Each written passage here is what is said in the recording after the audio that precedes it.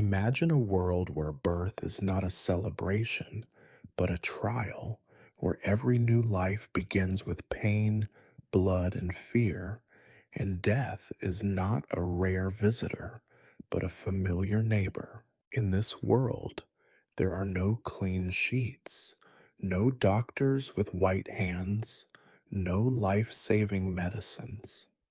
Here, you are greeted by dirty hands, a blunt knife, and the indifference of those around you. Here, a woman is not a heroine, but expendable, and you, the midwife, are not a savior, but the one blamed for every misfortune.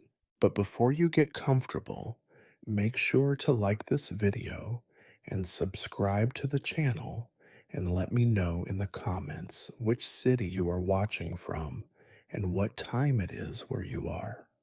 I'm really curious to see who has joined us. Now, settle in and let's begin. In the medieval world, the role of a midwife was far from glamorous.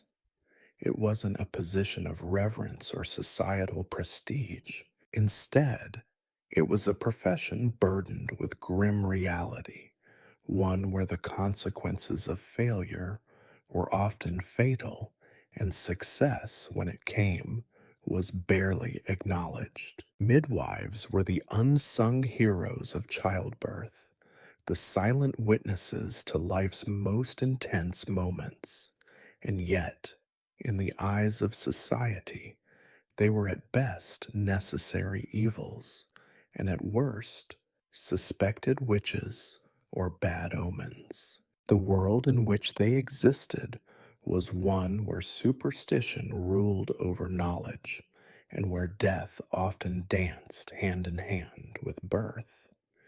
You were one of these women, one who took up the mantle of midwife. But unlike the noble ladies who gave birth in warm, well guarded chambers, you stood at the edge of life and death in ways most could never imagine. The world you entered as a midwife was unforgiving, full of dirt, disease, and pain. Your hands were rarely clean, and the tools you used were hardly sterile. The best tools were blunt and crude, passed down from generation to generation, designed more for utility than safety. Sometimes they weren't even sharp enough to do what they were supposed to, but it was your job to make do. Birth wasn't celebrated in the way it is now, where joy fills the air at the arrival of a newborn. In your time, it was simply a transaction between life and death. If you were lucky, you would get to see the child live, and if you were unlucky, you'd watch the woman perish. In the rare cases when both mother and child survived, there were no grand celebrations. Instead, you wiped your hands, cleaned up the mess, and went back to your next case. No applause, no rewards, just the certainty that the cycle would continue, the constant reminder that you were only one part of a much bigger, much darker picture. The room where you worked was cramped, often cold, and always filled with the overpowering smell of sweat, blood, and decay. It was a space where the boundaries between life and death became blurred. Most of the time, the woman you assisted would be on a straw mattress, maybe a wooden bed if she was rich enough, her body twisting and turning in agony. The sounds of her screams mixed with the wet, sloshing noises of childbirth, the unbearable pressure of labor, the choking moans of a woman fighting against her own body. And you, a simple midwife, were expected to intervene. You didn't have knowledge of anatomy or physiology, and you certainly didn't have any tools that could monitor the baby's health. You relied on instincts and experience, and even that was a fragile thing. One misstep, and the woman or child could die, or both. There were few resources available to you, and medical texts were rare, written in Latin and mostly unreadable to women like you. Most midwives worked in isolation without the help of doctors. The few physicians who existed were often too busy treating the wealthy or seeking cures for their own ailments to concern themselves with the misery of childbirth. In many places, midwives were just another part of the rough and harsh world of common folk, and society didn't care to offer them any real protection or respect. You were not considered a healer, nor were you praised for your efforts. You were merely someone who could handle the mess of childbirth, someone who could hopefully get the baby out alive, and if you did, you could walk away, perhaps a little shaken, but mostly unchanged. If you were unlucky, the woman died. If the baby died, you were blamed. Your fate was sealed the moment you picked up your first needle, your first cloth, your first bloody rag. The hours were long, often stretching into days. You had no real support, except the other women in the village, but they were no more experienced than you. They, too, were survivors of the same harsh conditions, just trying to make it through one more day. There was no time for rest, no time for self care. You couldn't afford to get sick. You couldn't afford to be weak. You simply had to keep going. As a midwife, you were expected to know everything, and yet you were often helpless in the face of nature's cruelty. There were no epidurals, no painkillers, no understanding of how to save the woman from tearing apart. You had no choice but to watch her writhe in agony, to help her through it, and hope that the child would emerge alive, that the woman wouldn't bleed out, that her body wouldn't betray her in the worst way possible. And all the while, you couldn't escape the dark feeling that perhaps you too were a part of that system, a part of a world where death and life were constantly at odds, and where your only role was to tip the balance toward life, if you could. But no matter how hard you tried, you knew, deep down, that life was fragile. The odds were always stacked against you.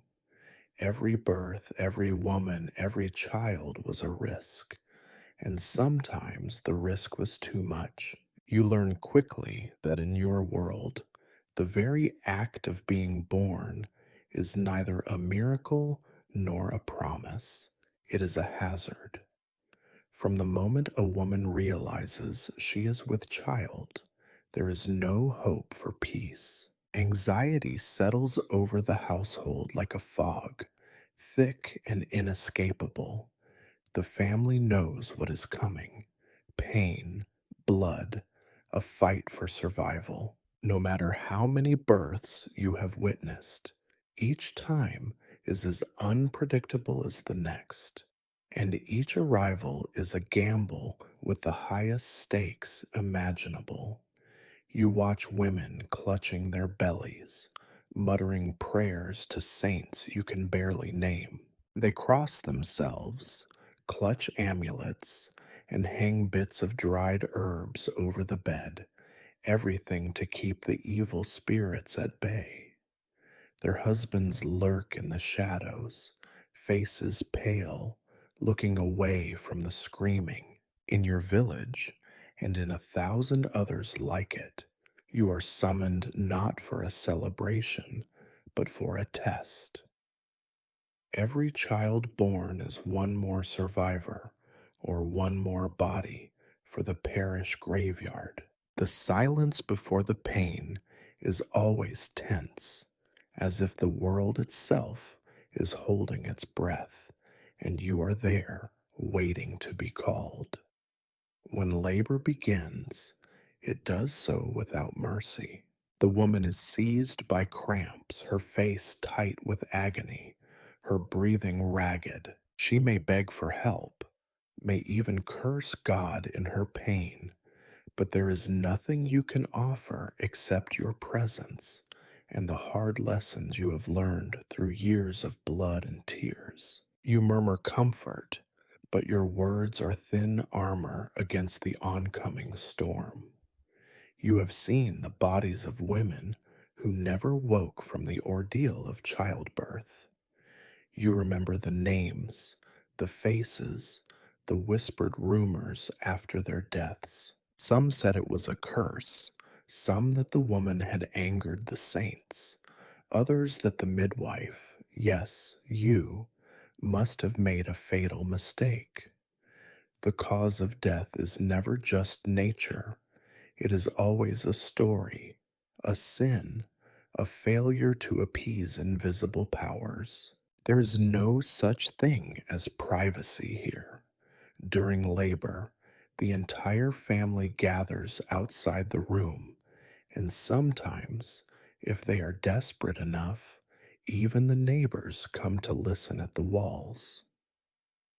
Every scream is a public affair. Your hands shake the first time, the second time, even the 100th. You know the odds, but you press on. You have learned that most women do not die, but enough do that every labor feels like a trial. Superstition reigns in the birthing room. If the pains are slow, they blame the moon. If the pains are too quick, they blame a neighbor's envy. If the baby is born blue and silent, someone will whisper of the evil eye. You keep your mouth shut. If you speak too much, you might draw suspicion to yourself. There is no protection for a woman accused of bringing death. Your own life could hang in the balance if the village turns against you. The actual act of childbirth is never dignified. There is blood everywhere, on the straw, on your hands, sometimes even on the walls. The air is thick with the smell of old sweat, panic, and hope. You kneel in the muck, your knees stiff from the cold floor, your fingers numb, fumbling at knots and cords. There is no break for you, no food, no drink, not until it is over. You hear every scream, every curse, every prayer. Sometimes the woman is silent, too tired to make a sound, her mouth open in a voiceless howl. If she is lucky, the baby comes quickly. More often, the hours drag by. The woman's body is pushed to the edge of what is possible. You wipe her forehead with a rag, murmur another empty comfort, and press on. If you are very, very lucky, the child slides free and breathes, loud and angry, the cry of a survivor. That sound is relief, though you do not show it. There is still 1,000 things that can go wrong. Sometimes the baby does not breathe. Sometimes it is twisted in the womb, caught on the bones of the mother's pelvis. You have nothing but your hands, your breath, and whatever tricks you have learned. You pray, not because you believe, but because you need something to do while you try, desperately, to coax the child into this world. Sometimes it works. Sometimes it does not. The aftermath is always a mess. If the child survives, You wash it in cold water, wrap it in whatever cloth is at hand, and place it at the mother's breast. She may be bleeding, pale and shaking, but you press her to feed the child. There is no time to lose, and no guarantee that either will live to see the next morning. You clean up what you can. Sometimes you must stitch a tear, your needle clumsy, your thread rough. There are no painkillers, only your muttered apologies and the hope that the woman does not faint from agony. If the mother dies, you are the one who must break the news. Sometimes the family blames you outright. Sometimes they weep, and you weep with them. But there is never any real mourning. There is work to be done, a body to prepare, a child to feed, a household to keep running. If the child dies, you wrap it in cloth and hand it over for burial. Sometimes the father cannot bear to look. Sometimes you think you see relief in his eyes, one less mouth to feed in a world already hungry. You leave the house exhausted, filthy, and hollow. No one thanks you. No one remembers your name unless something goes wrong. Yet you know you will be called again. The next time a woman cries out in the night. The next time the world demands another gamble with fate. This is your world, and it is always waiting, always hungry, always one breath away from despair. You may have once believed that birth is natural, that it follows some benevolent order set down by heaven. You might have thought that in time you would grow used to the risks and pains, that experience would turn horror into routine. But no amount of familiarity can dull the sting of what you witness as a midwife in the medieval world.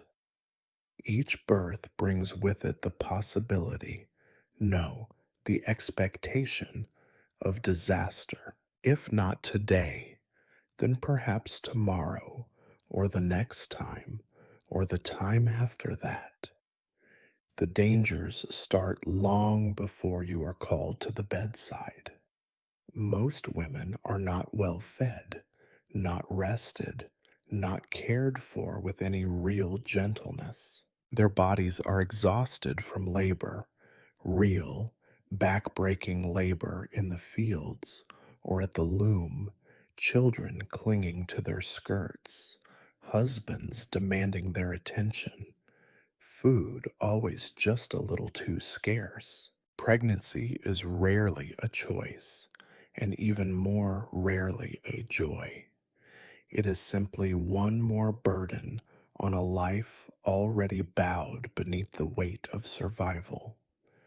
When the pains begin, the true ordeal starts. You can do little more than watch as the woman is gripped by agony, her face twisted, her hands clutching at whatever she can reach. You have seen it all before. Sometimes a labor is swift, the child eager to be born, but more often the hours stretch on and the woman's strength fades. There are no clocks in the room, but you count the time in moans, in desperate pleas for help, in the tightening of your own chest, as you realize that the worst may yet come. You have seen women bleed to death before your eyes, the color draining from their faces as blood pools beneath them. There is nothing you can do to stop it.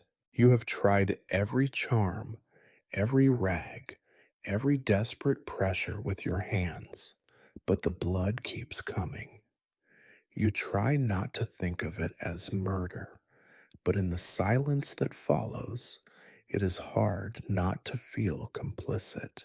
Sometimes the family will look at you with eyes full of accusation, and sometimes with eyes empty of hope. Both are hard to bear. Then there are the infections. There is no word for bacteria, not in your language or anyone else's, but you know that sometimes, days after a difficult birth, a fever will come. The woman will shiver, her skin hot to the touch, her breathing ragged. You try the only things you know: cold cloths, herbal teas, whispered prayers. Sometimes it helps, sometimes it does not. More often than not, it does not. You have learned to recognize the smell of death in a room before the body is cold. There are the women who simply cannot bring forth the child, whose bodies are too small, too tired, too broken by life to complete the journey. Their screams go on for hours, sometimes for days. You try everything you know, but there are limits to what your hands can do. The child is wedged in the mother's body, unreachable.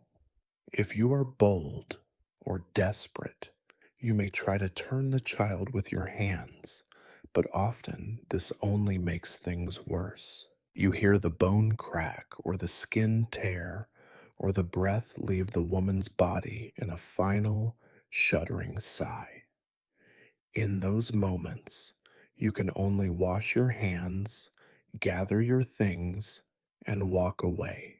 The village will murmur about your failures, as if you could have done otherwise. It is not only the women who die. Infants die as easily as flies.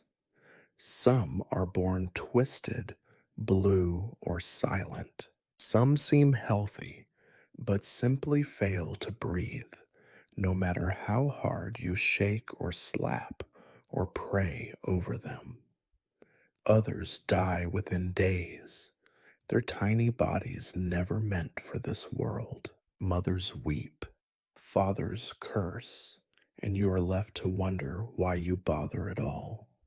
But still, you do bother. You keep coming back. You do it because there are times, few and far between, when a woman rises from her bed, a living child in her arms, and you allow yourself to believe for just a moment that it might be different next time. But hope is dangerous. It is as thin as the thread you use to tie the umbilical cord, as fragile as the new life you sometimes manage to usher into the world. The villagers know the risks, too. You see it in the way they prepare for a birth, digging a grave in the churchyard just in case, or setting aside a spare shroud as if to tempt fate. You have attended more funerals than christenings, and you can recite the prayers for the dead in your sleep. Sometimes you think the priest sees you more as a servant of the grave than a servant of life. The dangers of childbirth are not spoken of openly. To speak of them is to invite them into your home. So people pretend, as best they can, that birth is only a matter of patience and prayer. They do not speak of the women who died last year, or the year before, or the year before that. They tell themselves that this time will be different. You know better, but you do not say so. In the end, childbirth is not a miracle. It is a calculation, a balancing act, a wager against odds that are never in your favor. You are there to see it through, to do what little you can, and to bear witness when things go wrong. You cannot promise safety. You cannot promise joy. All you can do is show up with your hands, your ragged tools, and your knowledge that death is always just one breath away. In this world, tradition is not a comfort, it is a sentence, a deadly one. You might think there is a kind of respect, perhaps even gratitude, reserved for the woman who risks everything to guide another woman through the gates of life and death. But as a midwife in the medieval world, you live with the paradox of your own existence. You are always needed, but never quite wanted. You are necessary, but never safe. You are invited into the home as a savior, but if anything goes wrong, you become the scapegoat, the outsider, the one to blame. Your reputation is as fragile as a newborn's first breath. If a birth goes well, you fade into the background, a quiet shadow, perhaps given a stale loaf of bread, a crust of cheese, a muttered thank you. If a birth goes badly, your name is whispered in corners, spat out in anger or fear. You have seen the way women avert their eyes when you pass, as if to acknowledge your presence is to court misfortune. Children run from you sometimes, convinced you carry curses in your apron pockets. You are an expert in nothing and everything, the one called upon not only to usher in new life, but also to clean up after the dead. You are expected to know remedies for fevers, salves for swelling, prayers for safe passage, and superstitions to ward off evil. At times, it seems that your true profession is not midwifery, but blame collecting. The line between healer and accused is thin and dangerously easy to cross. Often, you cannot escape suspicion. When a child is stillborn or a mother fails to recover, tongues wag. It is never just the will of God or the cruelty of fate. No, it is the midwife, her dirty hands, her whispered words, her strange old remedies. Perhaps you left the window open at the wrong moment. Perhaps you forgot a prayer. Perhaps you were seen gathering herbs at dusk. Anything unusual becomes evidence against you, and you learn quickly to keep your head down, your voice low, your opinions hidden. You cannot rely on support from men of science, for such men barely exist, and those who do disdain the women's mysteries. In the rare case that a physician is summoned, it is almost always too late. The rich might afford a visit from a learned doctor, but even he is likely to stand by helpless, unwilling to touch blood or filth, pronouncing only that it was God's will. His hands remain clean, yours never do. Your training is not formal. It is a patchwork of old wives' tales, lessons handed down from your mother or some older woman, trial and error, hope and horror. You have no book to consult, no university to attend. What you know, because you have seen it, touched it, tried it, and survived it. You have learned what works and what does not, though what works is often a matter of luck. Perhaps a herbal brew calms the laboring woman. Perhaps a poultice slows the bleeding. Perhaps nothing helps, and you must simply watch as the worst unfolds. And yet, despite all this, you remain. The world needs you. There are always more babies to be born, more women to help, more families who have nowhere else to turn. You have lost count of the children you have delivered. You have lost count of the deaths you have witnessed. You have lost count of the times you have washed your hands in icy water and tried to forget the faces that haunt your dreams. Sometimes, Late at night, you wonder why you persist.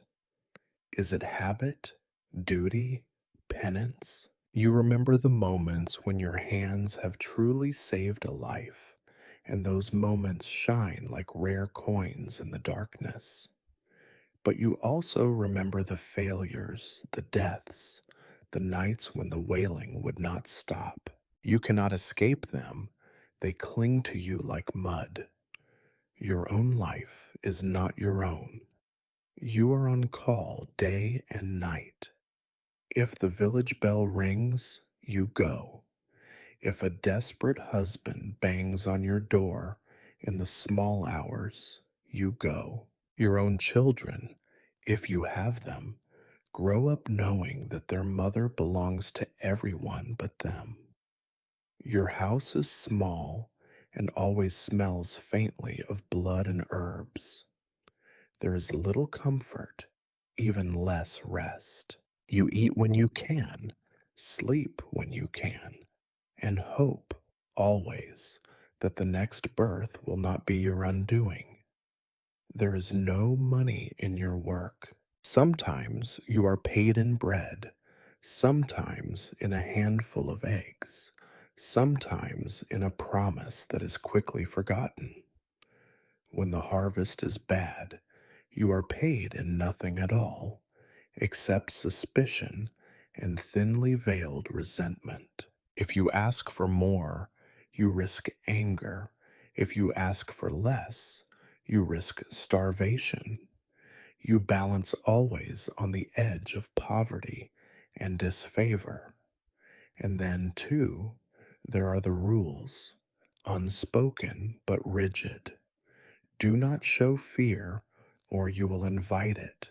Do not show too much knowledge, or you will be accused of witchcraft.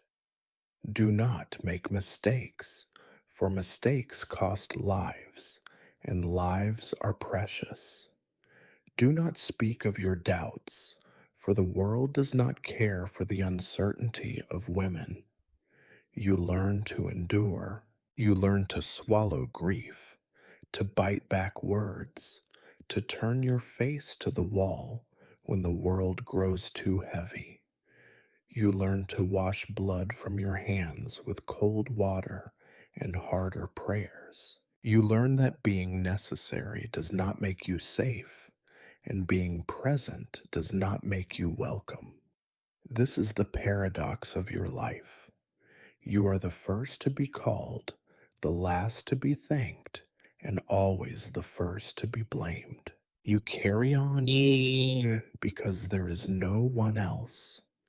And as you trudge through mud and snow, from one dark house to another, you know you will never escape the suspicion that follows you, or the need that keeps you moving forward. Such is the life of the midwife. If you want to understand what it means to be a midwife in the medieval world, you must accept a fundamental truth.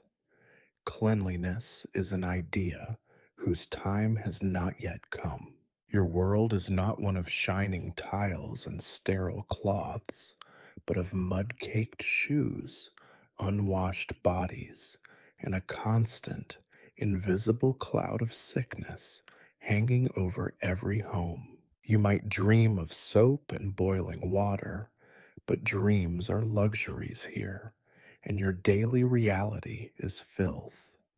You live in a place where the streets run with offal and waste, where people empty chamber pots into open gutters, and pigs root through the trash just outside the windows of the poor.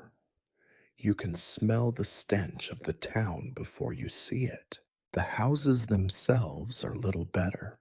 Smoke from the hearth blackens the beams, and damp seeps into every wall. The floors are covered with rushes or straw that are seldom changed, soaking up everything spilled upon them, from spilled ale to the blood of childbirth. Fleas, lice, and rats are constant companions. You have learned not to scratch in public, When you are called to a birth, the first thing you notice is the air, thick, sour, sometimes sharp with the stink of sweat and fear. There is rarely a window open, for fresh air is thought to invite evil spirits, and even if it were, most homes have little more than a gap in the shutters.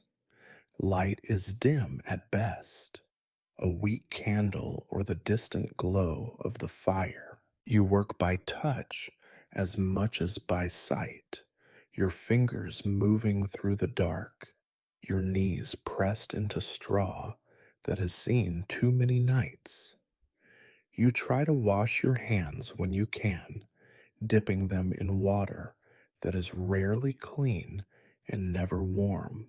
Sometimes you use a scrap of cloth or a handful of herbs to wipe away the worst, but most of the time you must simply accept the grime.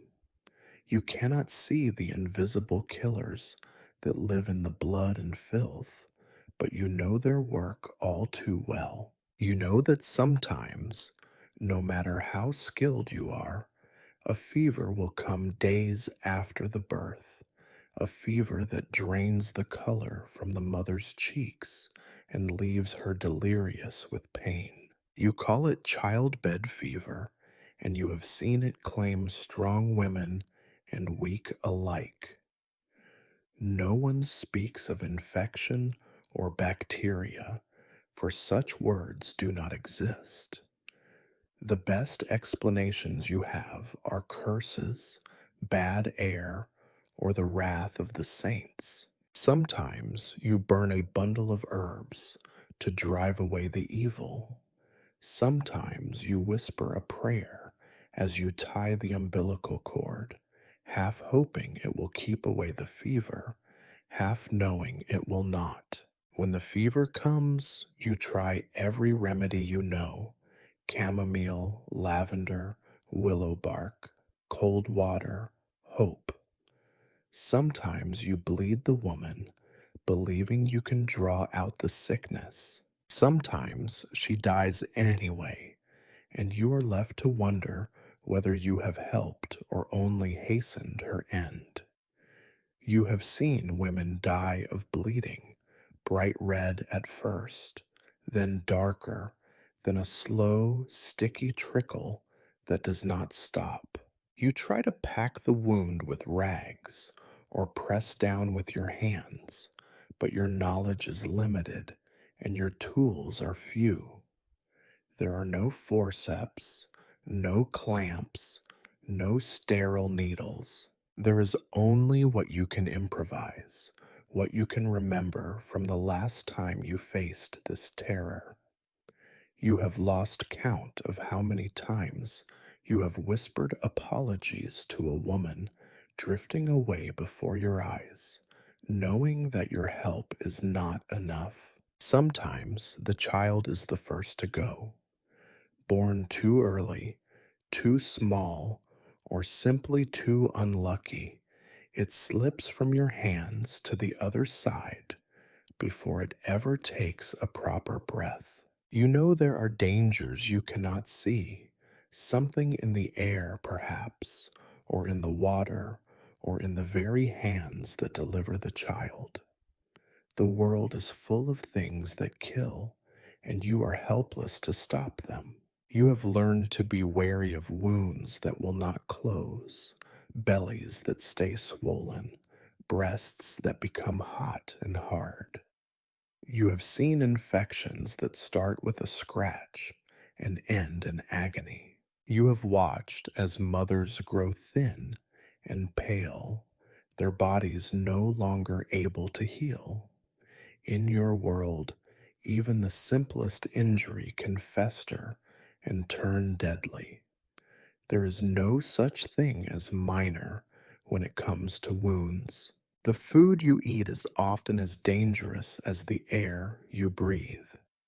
Bread is sometimes baked with spoiled flour, meat is rarely fresh, and water is drawn from wells that are too close to the latrines. You have watched whole families laid low by a bad meal. Illness is a constant shadow, and the line between the sick and the dying is always blurred. You have no medicines, as people will one day understand the word. Your herbs are grown in the garden or gathered from the fields. Your remedies passed down by word of mouth, never written, never certain. Some help, some do nothing, some, if you are honest, are little more than superstition dressed up as science. But you use what you have and hope that this time luck will be on your side. You cannot escape the feeling that you are fighting a battle you are destined to lose. Every birth is a struggle against dirt, disease, and death, and the world gives you nothing with which to fight but your own two hands. You wash, you pray, you hope, and still the fevers come, the wounds fester, the bodies break, and yet you return. You answer every call, trudge through every filthy street, kneel by every bed. The fight against filth and sickness is endless, and you know, deep down, that it is a fight you will never truly win. But there are no other options. This is the world you live in, the world of the midwife, where health is always in question, and dirt is the constant, unseen enemy. You might hope that in such a dangerous, unpredictable business as childbirth, society would unite to support its women. Instead, you learn early that, in your world, a woman's life is rarely her own. She is property, first of her father, then of her husband, and always of the broader community that judges her worth by her ability to bear children. Your place as a midwife is shaped by this grim arithmetic, and you find that every decision, every risk, is measured not by compassion, but by cold necessity. You see it everywhere, from the way men speak about their wives to the way families strategize marriages. A woman is a vessel for children, a tool for alliances, a set of hands for labor. When she is young and unwed, she is a pawn. When she is married, she becomes an asset, a womb with a dowry attached, a pair of working arms, and, if all goes well, a breeder of sons. If she is unlucky, she is simply another mouth to feed, another body to be worn down by work and childbirth. Your role is shaped by this context. When you are called to the house of a rich merchant or a minor noble, you notice the difference immediately. The air is warmer, the bedding cleaner, the fire burns longer. There may even be an extra candle or a little wine set aside for you, though you know your place. You are a servant, not a guest. The lady of the house is treated with a certain cautious reverence, but only as long as she delivers healthy children, preferably boys. If she fails, the whispers begin. Her worth fades with each failed pregnancy, each stillbirth, each year without a new child. You have seen women put aside for barrenness, their lives quietly ruined by biology and fate. In the homes of the poor, things are even bleaker. There is no extra candle, no clean sheets, not even enough food for everyone. The woman in labor is not surrounded by attentive relatives, but by anxious faces, children too young to help, mothers in law who mutter curses or offer useless advice, husbands who hover nervously at the door, more afraid of the loss of a worker than of a wife. If a woman dies in childbirth, you see how quickly her absence becomes an inconvenience. Who will cook? Who will carry water? Who will bear the next child? The world moves on with an awful, pragmatic swiftness. You learn not to expect gratitude. Often, when you save a woman's life, the husband's first words are about the child. Is it a boy? Is it alive? Can the woman get up and work tomorrow? You see again and again that the survival of the mother is a secondary concern. If a choice must be made, the child is often deemed more valuable, especially if it is male. You do what you can to save both, but you know your efforts may be measured not in lives, but in labor and legacy. Sometimes a woman is little more than a rumor, a shadow in the back room. If she is a servant, her birth is a private, almost shameful event. If she is the mistress, her ordeal is public, but only because her fate will affect the household's fortune. You notice how often the stories are the same. A girl married off before her body is grown, pregnancies too close together, bodies worn out by endless toil. The cruelty is routine. No one questions it. Your own place as a midwife is equally precarious. You are a woman helping women, but you are never quite one of them. You see too much, know too much, move between worlds, trusted and distrusted, needed and resented. Sometimes, in the rare moments of quiet after a birth, you catch glimpses of the woman beneath the layers of exhaustion and duty. You see her smile at her new child, or weep for the one she lost, or stare blankly at the ceiling, too spent to feel anything at all. For a moment, she is simply a person, no longer a vessel, or a laborer, or a piece of property. Then the world rushes back in. Society is full of rules for women, all designed to keep them in their place.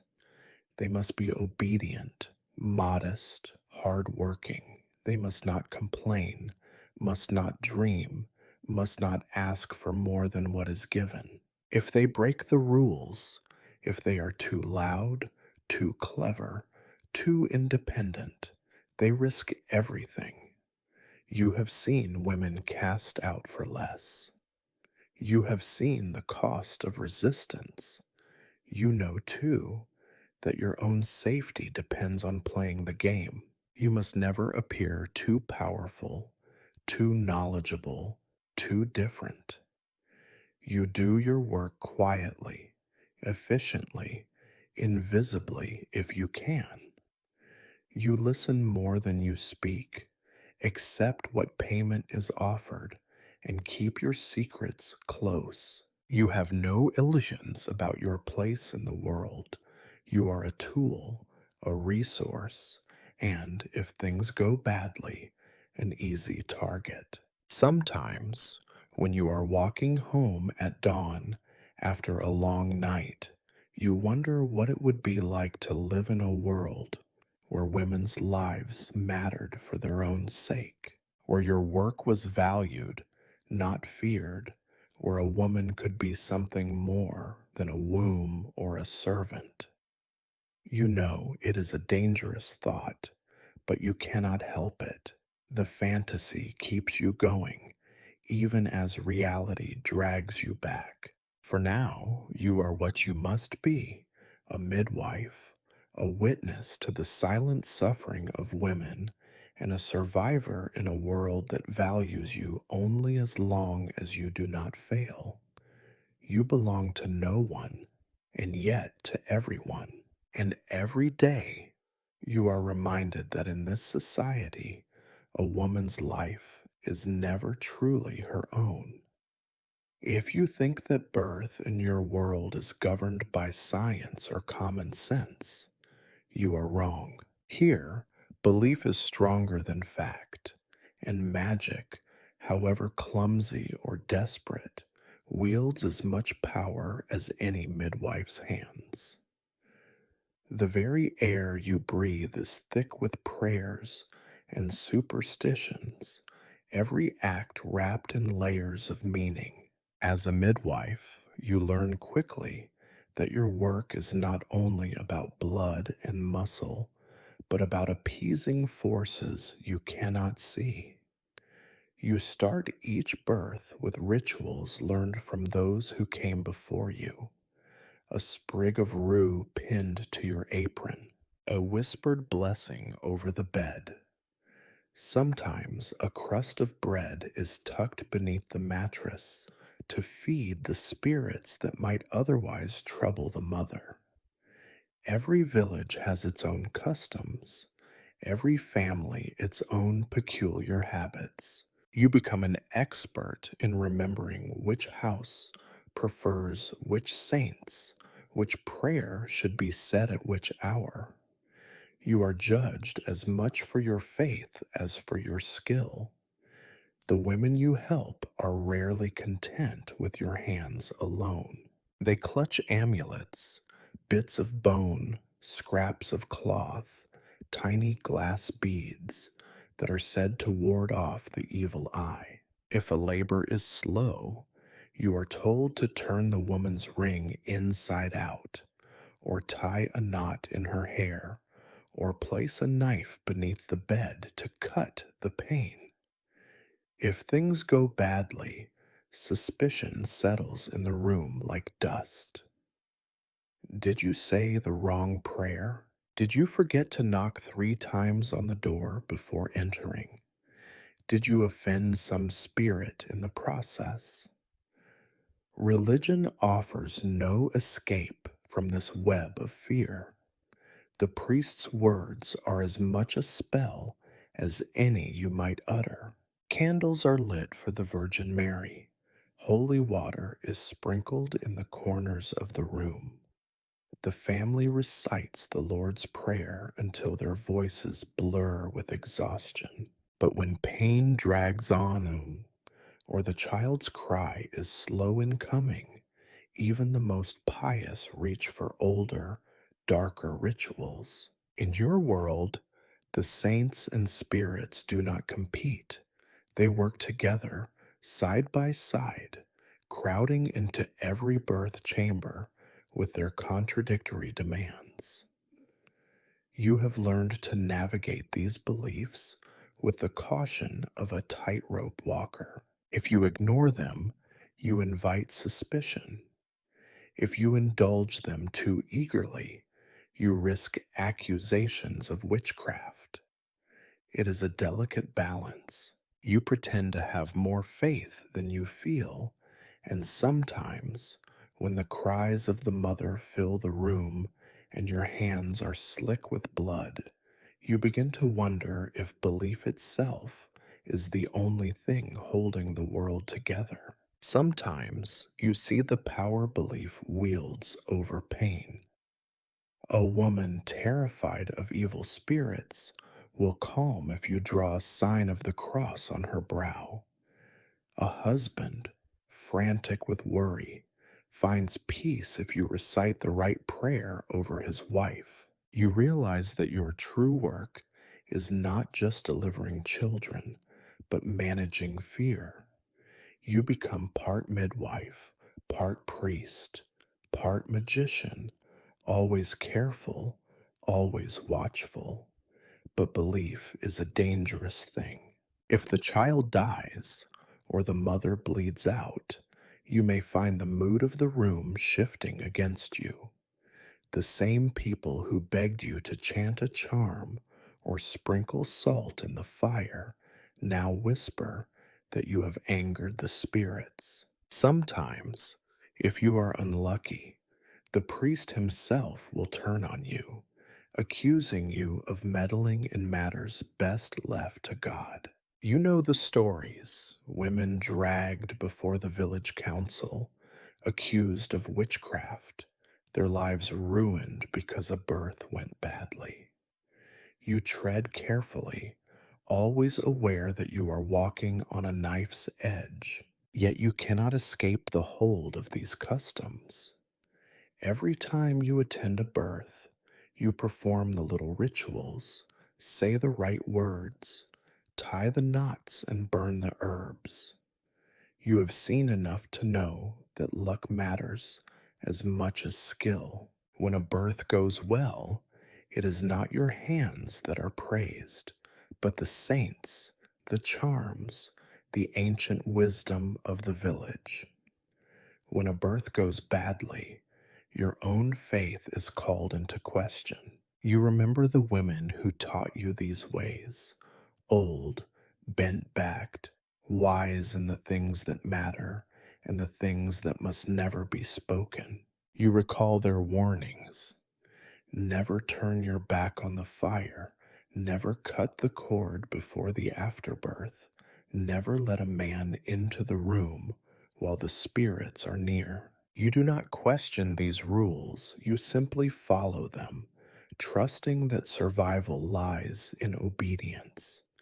And sometimes, in the darkest hours of the night, you find yourself praying too, not because you believe, but because belief is all you have left.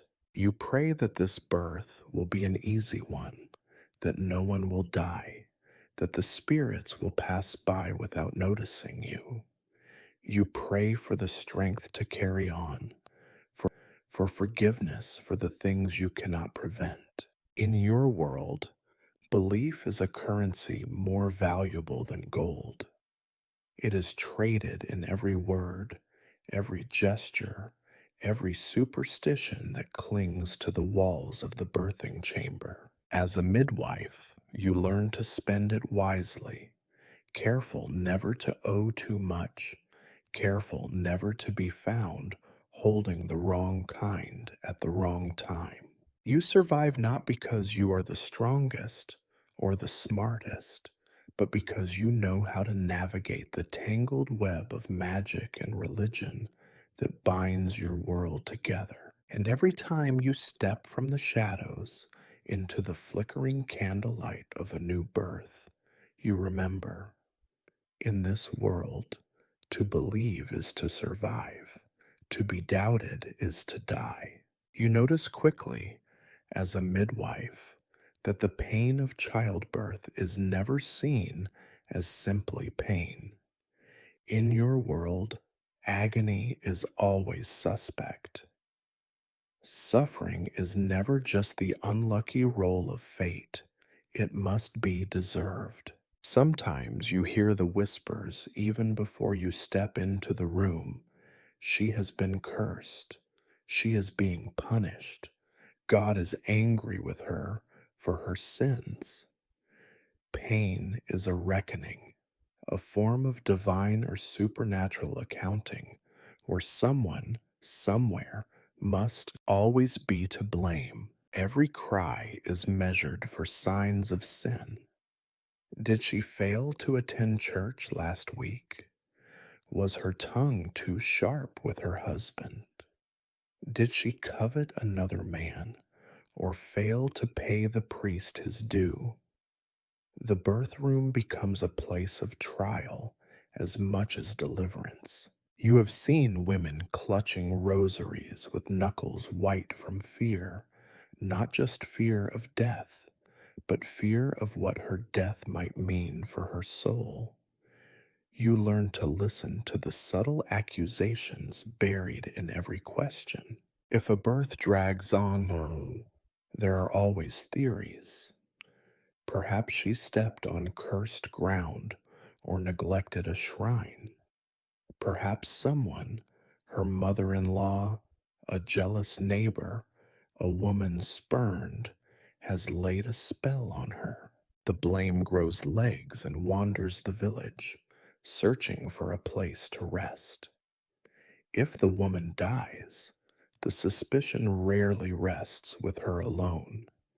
You, the midwife, find yourself next in line. If the child is malformed, you see fear ripple through the crowd.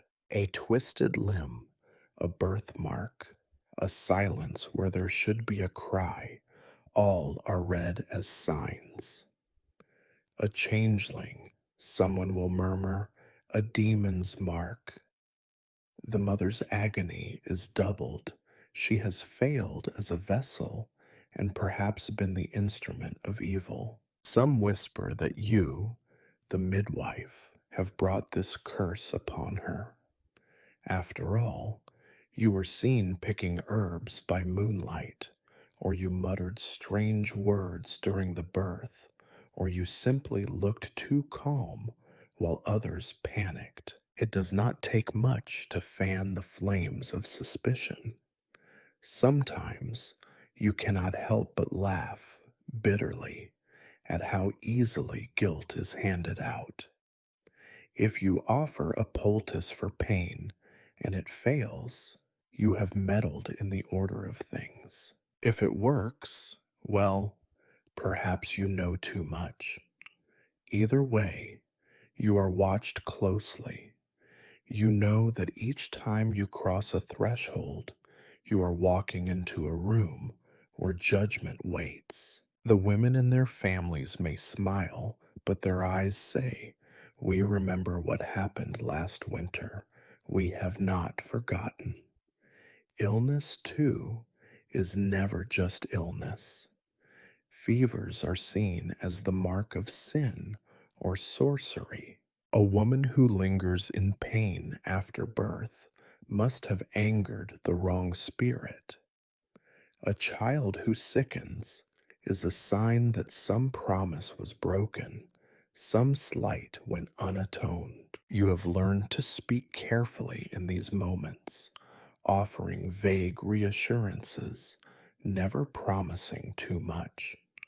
You cannot afford to be too sure of yourself, for pride is a sure path to accusation. You recall the story of the midwife in the next village over, dragged before the council after a woman died in her care. They said she had eyes too bright and hands too clever. She had delivered too many babies, survived too many winters. No one could be so lucky unless they trafficked with the devil. It did not matter that she had wept for every loss, prayed for every soul. Her reputation was dirtied by suspicion, and her life, such as it was, became unlivable. You know that safety lies in humility. Never speak of your skill, always credit God, the saints, or luck. When things go wrong, offer no explanations, only sorrow. If pressed, you must say you do not know why the pain came, why the child was silent, why the mother's fever would not break. You are only a vessel, a tool. Let others decide whose fault it was. You are here to help, nothing more. There are times, however, when even you begin to wonder. You see patterns in the deaths, the stillbirths, the fevers that sweep through the village. You see families marked by loss, houses that seem to breed misfortune. You do not believe in curses, or at least you do not want to.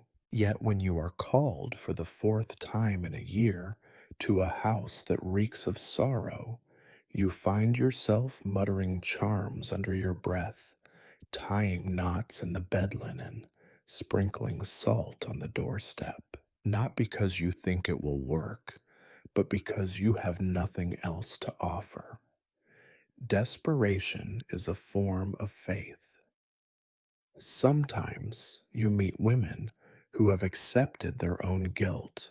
They confess small sins between contractions, begging you to tell the priest or their husband or anyone who will listen that they are sorry. It is as if pain can be bargained with, as if a confession might ease the agony or buy a few more moments of life. You do not tell them that pain cares nothing for repentance. You do not tell them that the world is random and cruel, that there is no cosmic ledger keeping score. You simply nod and listen and hope that your silence is enough. The punishment is not only physical. After a difficult birth, a woman may find herself shunned or ignored, especially if the child is sickly or dies. She becomes, in a way, contagious, a reminder of how easily things can go wrong. Sometimes you share her exile.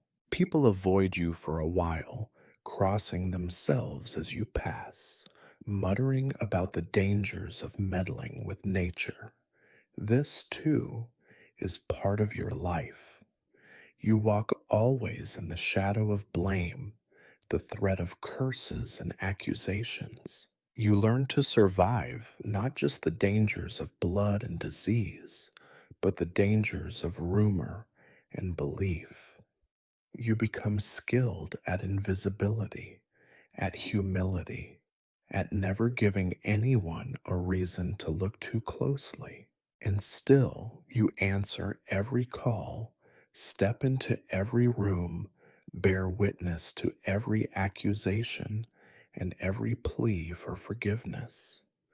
Because in your world, birth is never just birth, pain is never just pain, and no one is ever truly innocent. Someone must be punished, and you have learned that survival means making sure it is never you. You become accustomed as a midwife to the sight of faces twisted with pain, but you never quite grow used to what comes after: the gray exhaustion, the haunted eyes, the silence when screams run out. Childbirth is not a gentle act. It is a battle fought on the body's own soil, a struggle in which the midwife is both ally and powerless observer. You learn to read the signs of approaching disaster: a labor that stalls, a child that will not turn, a mother's breath that comes in desperate gasps. Your every skill, every instinct is tested against the sheer unpredictability of the flesh. The work itself is grueling and rarely ends when the baby is born. You arrive already tired, usually summoned in the dead of night by frantic knocking or the wailing of a husband who cannot bear to hear another minute of his wife's pain. You gather your threadbare kit, a few rags, some herbs, your hands, and all your hope, and trudge through mud or snow or summer heat to the dark doorway where need awaits you. Inside, the air is heavy with sweat and fear. The woman is already laboring, or worse, has been laboring for hours, even days, her body stretched past its limits. You kneel for hours, your knees numb, your back screaming. The room grows hotter, more stifling, as the labor drags on. You wipe the woman's brow, coax her to drink, murmur the usual prayers, and try not to let your anxiety show. If you are lucky, the baby will be born quickly. More often, time stretches and warps, and you lose track of the hours. Your own hunger and exhaustion disappear in the face of the struggle before you. Sometimes the labor becomes something worse, a battle you know you cannot win. You feel the baby's position Realize it is wrong, but there is little you can do. Your hands, guided only by memory and luck, try to turn the child, but the body resists. The mother's cries become weaker. You recognize the look in her eyes, a flicker of despair, a knowledge that she may not survive. You say nothing. There is nothing to say. You cannot leave, but you cannot save her either. The room becomes a crucible of pain and fear. Sometimes other women join you, mothers or sisters or neighbors, their faces pinched and anxious. They bring water, wipe the woman's face, hold her hands. Their presence is both comfort and burden. More witnesses if things go wrong, more voices to whisper blame. The husband hovers at the edge, useless and frantic, desperate for news that you cannot give. There are moments when everything balances on a knife edge, a spasm of pain, a sudden gush of blood, the baby's head crowning in a rush of red and fluid. You work quickly, hands steady even as your heart pounds. The baby slips free, but does not cry. You slap its back, rub its chest, whisper prayers and curses in equal measure. Sometimes it breathes, sometimes it does not. The aftermath is no easier. If the mother survives, she is left pale and trembling, shivering in her sweat soaked bed. Sometimes her body is torn and bleeding, and you do what you can. Rough stitches with a blunt needle, a poultice made from whatever herbs you have left, your own prayers offered to indifferent saints. If she dies, you are the one who must face the family, offer useless words of comfort, help wash and wrap the body for burial. Your own grief must be swallowed. You cannot afford to mourn.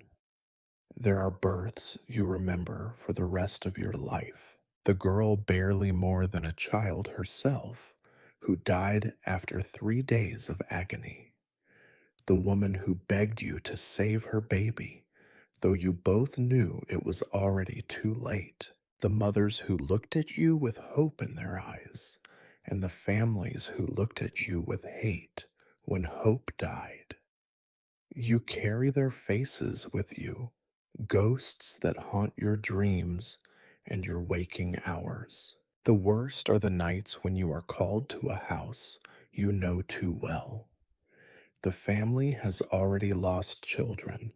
The mother has already lost too much blood, too much hope. You do what you can, but you know the end before it comes. Still, you stay because there is no one else, because this is your burden, because you have learned that in this world, persistence is the only answer to despair. And always, always, you are aware of the line you walk, the thin thread that separates the living from the dead, the survivors from the lost.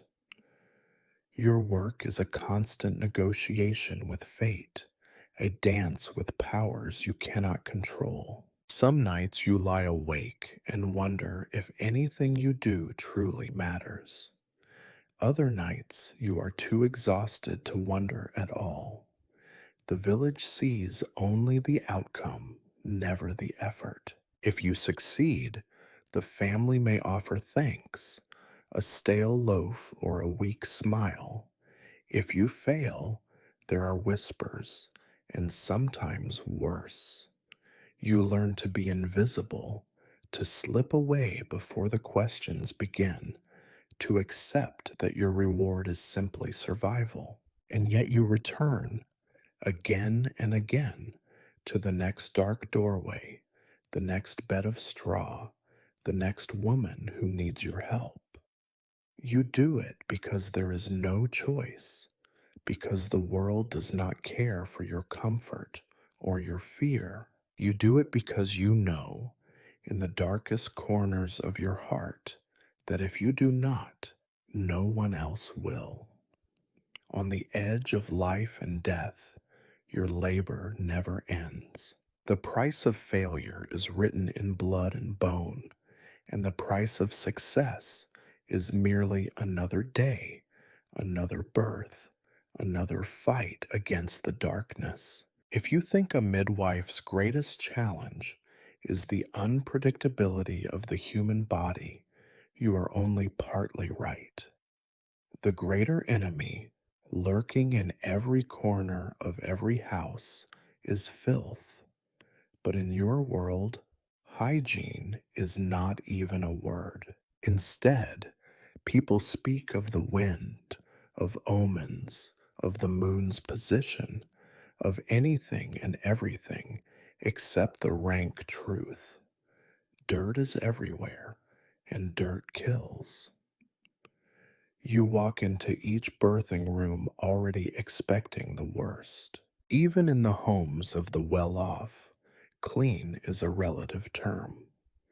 The bed is perhaps made up with washed linens, meaning washed once a month in the river, then left to dry in smoky air thick with soot. The rushes on the floor are only recently replaced, hiding years of rotting food and mouse droppings beneath. There are no sinks, no fresh towels, no soap, just a basin of cold water, already cloudy with use, set aside for washing up. You pretend not to notice the insects that scuttle into corners when you shift the straw. You do what you can. You scrape your hands with cold water and, if you are lucky, a sliver of harsh lye soap. Your nails are always rimmed with something unmentionable. The towels you bring are repurposed rags, stained and threadbare, and you use them again and again, rinsing when you can, wringing them out and hoping the next laboring mother will not see the spots that will not come clean. The cord you tie around the newborn's navel is sometimes little more than a strip torn from an old apron. Sterility, like peace, is a luxury for the next world, but you are not the only one who accepts this squalor as normal. The women you help rarely complain. They are used to the stench of the house, the thick air, the sensation of crawling things at the edge of vision. Dirt is a fact of life, no more avoidable than hunger. If you suggest opening a window, you are told that the night air brings sickness, or that a draft will anger the spirits. If you urge the family to fetch clean water, you are told it is too much trouble or too far to walk, or that water must be saved for the baby's first bath. Never mind that the water comes from a well where pigs wallow on the far side. Sometimes you try a little extra, burn a handful of herbs, not because you think it kills anything, but because the smell masks what you cannot remove. You learn quickly that ritual is often more important than reality. A handful of lavender, a sprig of rosemary, a dash of salt over the threshold. The family breathes easier, certain that bad luck and bad air have been chased away. And always there is blood, so much blood, more than most people imagine. It soaks the straw, puddles under the bed, stains your apron, and sometimes runs in rivulets to the hearth. You try to wipe it away, to tuck the evidence beneath the rushes, but it lingers. If anyone stops to think about it, no one says a word. Too much honesty about such things makes people nervous. They would rather believe that what is out of sight is out of mind and out of harm's reach. The tools you use are honest, at least in their brutality. You own a dull knife, a bent pair of shears, a few wooden spoons.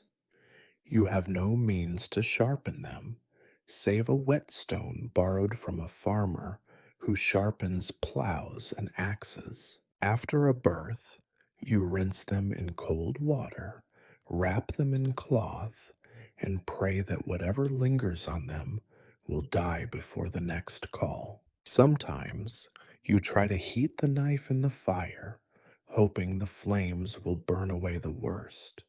But you know, though you would never say it aloud, that more than memories cling to the blade.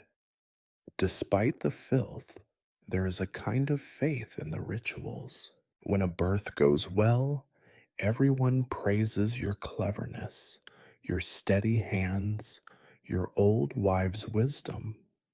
When it goes badly, there is always an excuse.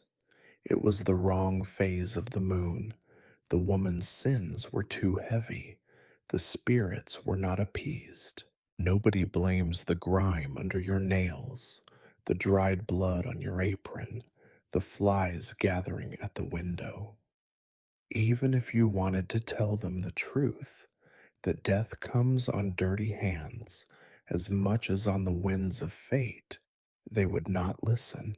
It is easier to believe in curses and prayers than in the slow, remorseless poison of filth. You sometimes envy the rare traveler who comes through the village with stories of distant cities, places with public baths and physicians, where people wear white linen and wash themselves every day. But you know these stories are half fairy tale, half warning. In your world, to be too clean is to court suspicion. She washes like a witch, someone might say. She does not trust the ways of her own people. Dirt is not only common, it is communal, a badge of belonging, proof that you are one of them.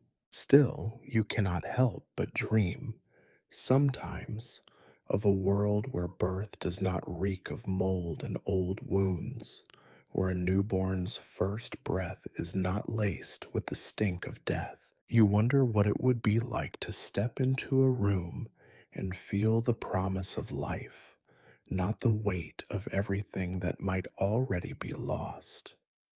But that is not this world, and you are not that midwife. Here, instead of hygiene, you have hope, rituals, and stubbornness. Here you scrub your hands with cold water and willpower, tie your apron tight, and prepare to do battle with forces no one else will even name. Because in this place, the only thing stronger than filth is the refusal to acknowledge it, and the desperate hope that just this once, nature will be kind. If you ask anyone in your world how to keep a newborn alive, you will receive 100 answers and very little wisdom. You will be told to tie a red ribbon on the crib, to whisper blessings over the fontanelle, to keep cats away lest they steal the baby's breath. You will be told to keep the fire burning all night, to never let a stranger see the child before the seventh day, to hide scissors beneath the mattress. Some people say the baby must taste a drop of honey before its first cry. Others claim a few drops of mother's milk will drive away the evil spirits that lurk in every corner. You nod, take notes, follow the rituals when you must, but you know better than anyone how fragile life truly is. You have seen it again and again, the way a baby is born pink and wailing, and then A day later, silent and still, no spell, no herb, no ribbon can keep away the shadow that hovers at the cradle. Some children never draw breath at all. Some you lose before you can even cut the cord. Others are marked from their first moments, small, shivering, slow to feed, with limbs that tremble and eyes that never quite focus. The family looks at you for answers, but you have none that would comfort them. Sometimes you mutter about fate or bad air or sins no one will name aloud. If you are honest, you know the dangers begin long before the child is born. A mother who is hungry, sick, or battered by work will not bear a strong child. Many babies are born too soon, their heads soft and their cries weak, their breath a faint, fluttering thing. Some women try to carry water, gather wood, and knead bread until the very moment their pains begin. You do what you can to ease their burden, but poverty is a curse you cannot lift. The moment of birth is a test no one can truly prepare for. If the baby comes head first, breathes quickly, and screams with strength, you are relieved but not fooled. You have seen too many children thrive for a day, then fade by the next sunrise. You look for signs, a steady suck at the breast, strong limbs, eyes that open wide. But sometimes everything looks perfect, and still, by the end of the week, the child is dead. The family wants explanations, so you give them what they need. The spirits were jealous, you say, or it was a hard winter, the milk was thin.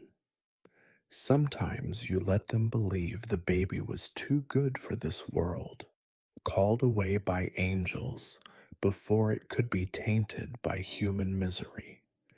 It is a lie, but one that brings a measure of comfort. Truth in your experience is rarely as helpful. Danger stalks the child at every step. The world is full of threats, fevers that strike without warning, fits that twist tiny bodies into knots, coughs that choke the life from pink cheeks in a single night. You know a few remedies, cool cloths for fever, herbs to ease the cough, prayers for protection. But more often than not, you can only watch as hope drains away, as the tiny chest rises and falls more slowly, as silence fills the room. You have learned to fear the red rash that blooms across a baby's skin, the sudden swelling of the belly, the rattle in the throat. Sometimes you try to draw out the sickness, mustard plasters, hot stones, a poultice made from onions and bitter herbs. Sometimes you send for the priest, hoping a blessing will succeed where your hands have failed. When neither works, you help the family bury the child and say the words that must be said. You are often called back in the days after a birth, when the family grows anxious at every cough or cry. Is it normal? They ask, thrusting the baby into your arms. You pretend certainty, check the tiny limbs, peer into the mouth, listen to the breath. You tell them to keep the room warm, to feed the baby often, to pray. Sometimes, the advice is useless. Sometimes the baby dies anyway. The reality is harsh. Most families expect to lose children. Some will lose one, others two, A few will lose them all. It is a fact so common that the village priest keeps a stack of small shrouds ready, and the gravedigger knows to make the holes shallow because the bodies are light and there are always more to come. When you hear the wailing from a neighbor's house, you do not run. You know what has happened, and you know that your presence cannot change it.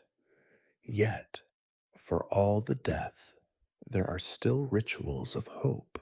You watch as mothers mark their children with soot to ward off the evil eye, as grandmothers knot ribbons and mutter spells. You do not discourage them. Hope, even if misplaced, is often the only thing keeping a woman from despair. You participate, not out of belief, but out of respect for those who have little else. And sometimes, miraculously, a child survives, grows fat and strong, learns to walk, learns to talk, becomes the hope of a weary household. In those moments, you allow yourself a brief flicker of pride. You know you have done all you could, even if it was not enough to tip the scales most of the time.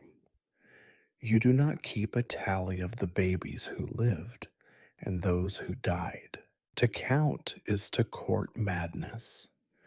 Instead, you remember the living, forget the dead as best you can, and remind yourself that in this world, myths offer comfort, but reality demands endurance. You wash your hands, tie your apron, and prepare for the next birth, the next fragile hope, the next battle against a world that rarely cares for the safety of its smallest souls. You learn, sooner or later, that not every village, not every family, even not every region sees birth the same way.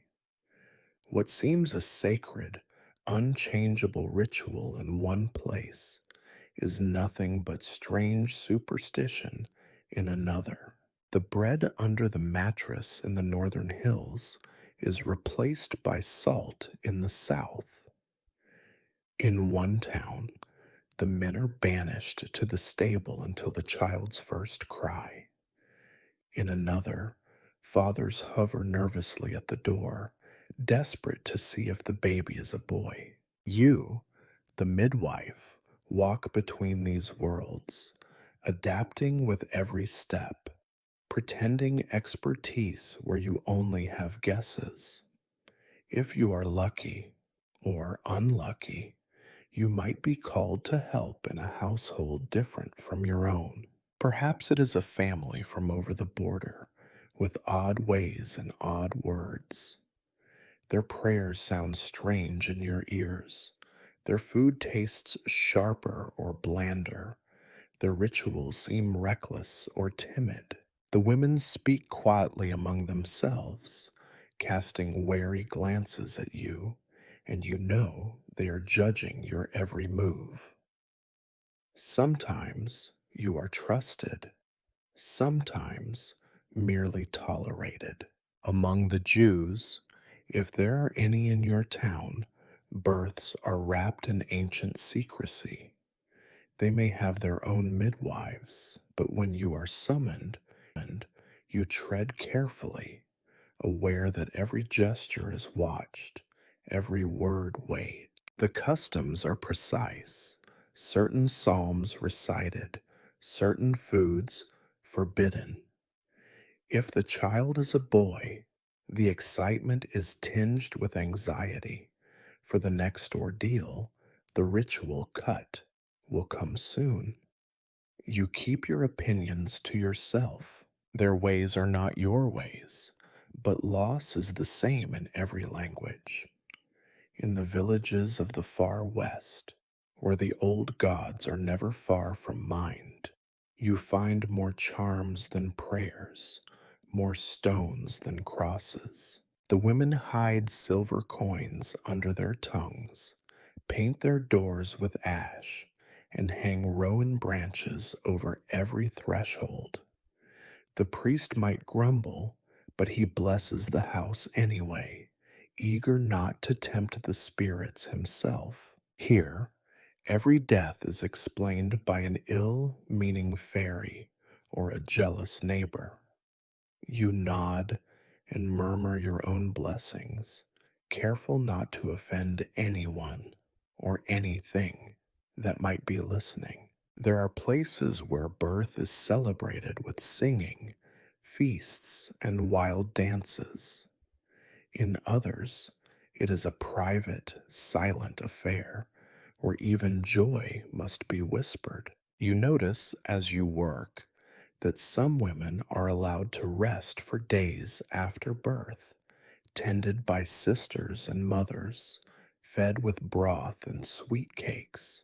In poorer homes, the new mother is back in the fields before her bleeding stops, baby strapped to her chest, hope clinging as tightly as hunger.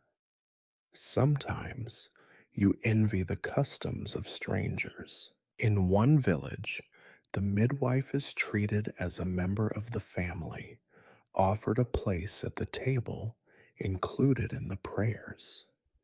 In another, you are barely acknowledged, a servant, nothing more. You have sat in smoky huts and stone manors, crouched by beds of straw and beds with embroidered sheets, and always you notice the same undercurrent: fear, hope, exhaustion. The surface changes, but the core remains. You are always learning.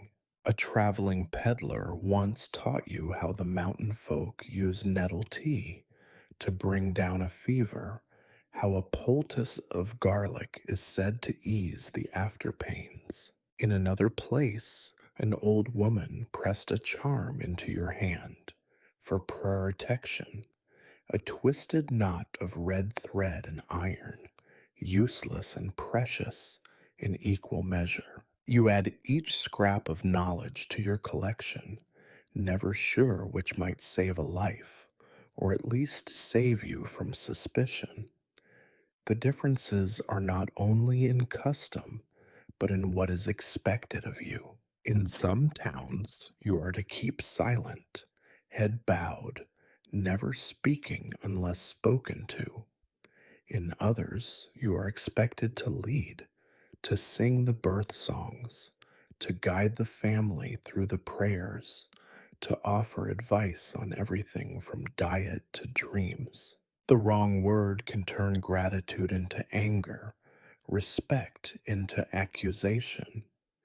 You become skilled at reading faces, at holding your tongue, at making yourself useful without ever seeming too important.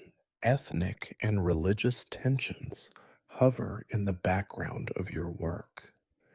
When a child dies, it is easier for a grieving family to blame the outsider, the strange midwife with her foreign ways, than to accept the randomness of fate. You have heard stories of women chased from villages, beaten or worse, after a string of misfortunes.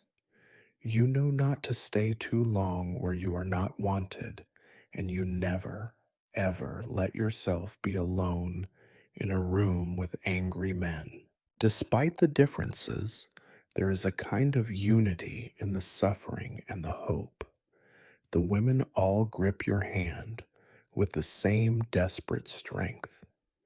The fathers all look at you with the same pleading, helpless eyes. The babies, when they come, all look the same: red, wrinkled, mewling, utterly dependent on luck and your meager skills. Death comes to the rich and the poor, the Jew and the Christian, the local and the stranger. The grave is the great equalizer. Still, you find small comforts in these differences. A lullaby you have never heard, a special soup prepared for you after a long, hard birth, an old woman pressing a copper coin into your palm for luck. You collect these moments like treasures, proof that there is more than misery in the world. And when you walk home, exhausted and alone, you remind yourself that you are not just a midwife, you are a bridge. You carry the secrets and hopes of every family, every village, every wandering people. You hold their pain and their joy, their rituals and their superstitions, and weave them into your own story. Sometimes that is enough to keep you going, because in this patchwork world, your work is never just about blood and bone. It is about learning how to live among strangers, how to earn trust one painful, miraculous birth at a time. And in the end, it is about surviving, a lesson every woman, everywhere, knows too well. You may have thought that being a midwife would mean respect, maybe even a place of honor at the village table, but quickly you learn the truth.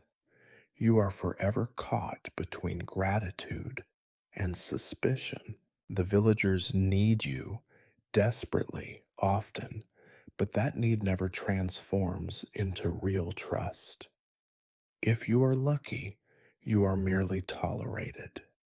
More often, you are spoken of with a mixture of awe, wariness, and thinly disguised contempt. You have seen it in the eyes of mothers, the way they grip your arm as you arrive, then avoid your gaze once the birth is over. You notice it in the way children cross themselves when you pass, or the way the butcher's wife whispers behind her hand, "There she goes, the one who talks to herself, the one who knows too much."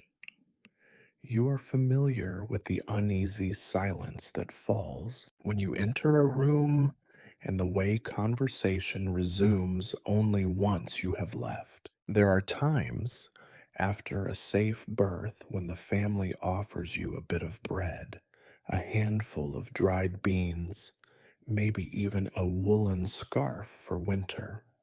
You are thanked, though never with much warmth. Your reward is a nod, a hurried blessing, a quick ushering to the door. The moment something goes wrong, a child stillborn, a mother fevered, a baby slow to nurse, the mood changes. You feel the chill of suspicion before the words are spoken. Did she use the right herbs?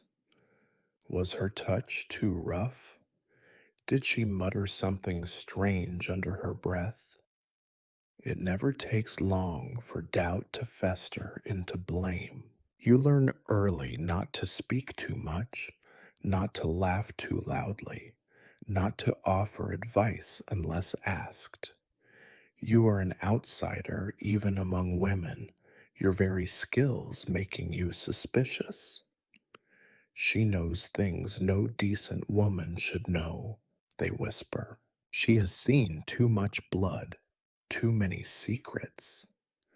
The old men say that midwives have too much power over life and death, and power is not a thing to be trusted in the hands of women. When births go well, the priest might nod in your direction, but rarely thanks you openly. His blessing is reserved for the saints, for the family, for the community that endured another safe delivery. When births go badly, it is another matter. You remember the day a mother bled out in your arms, and the priest looked at you with narrowed eyes, as if weighing whether to pray for your soul or denounce you as a witch. Sometimes you catch women marking a sign of protection on their door after you leave, just in case you brought more than a baby into the house. If you are clever, you try to make yourself invisible. You wear plain clothes, avoid too much finery, and let your hair grow wild, not out of neglect, but out of caution. Too much pride, and you are arrogant. Too much humility, and you are weak. You walk a narrow path, and every misstep brings gossip. There are stories, always stories, of midwives who crossed the line. The woman who tried a new herb and lost the child. The one who whispered charms in a language no one understood. The one who had too many healthy babies survive. No woman is that lucky, they say. She must have help from the devil, from dark spirits, from places best left unnamed. You are sometimes accused of theft, or worse, of causing misfortune on purpose. If a man loses his wife and child in a single night, he may seek answers, and you are a convenient answer. She cursed my house, he says, and the village listens, nodding. You have heard tales of midwives run out of town, beaten, or even drowned in the river for the crime of knowing too much. The law is as fickle as the wind, and superstition always trumps justice. Yet in the quiet moments, some women do come to you in secret. They ask for help, herbs for a difficult moon, advice for a sick child, a listening ear for burdens too heavy to share. These moments are rare and fragile, small cracks in the wall of suspicion. You listen, you help, you keep their secrets. Sometimes these women defend you when the whispers start, but more often, fear is stronger than friendship. The paradox is always there. You are needed, but never embraced. You see everything, birth and death, hope and despair, but you are expected to pretend you see nothing. You must bear witness to every secret, but never speak of your own pain. In many ways, you are lonelier than the widows and the childless women. At least they can claim their sorrow openly. Your grief is private, hidden behind steady hands and a patient face. Support, when it comes, is fleeting. Perhaps a mother will mention your name kindly at the market, or a child you delivered will smile at you from across the street. But you know these are fragile bonds, easily snapped by a harsh winter, a bad harvest, a single failed birth.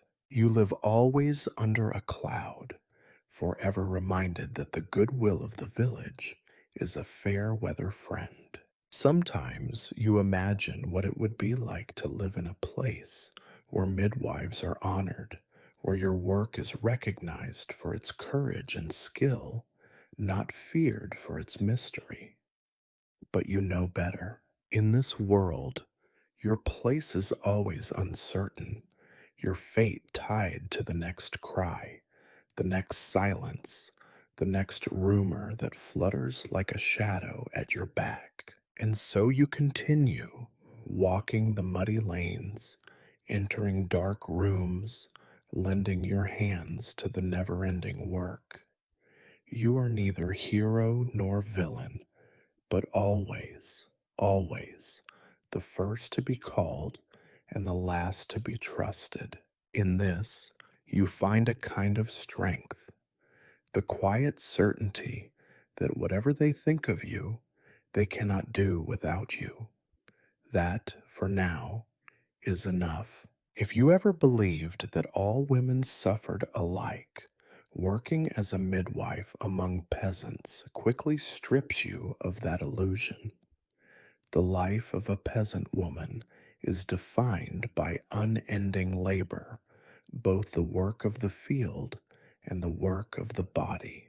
She is up before dawn, hauling water, chopping wood, feeding animals, all before her own children can wipe the sleep from their eyes. Her hands are cracked and scarred, her back bent long before old age.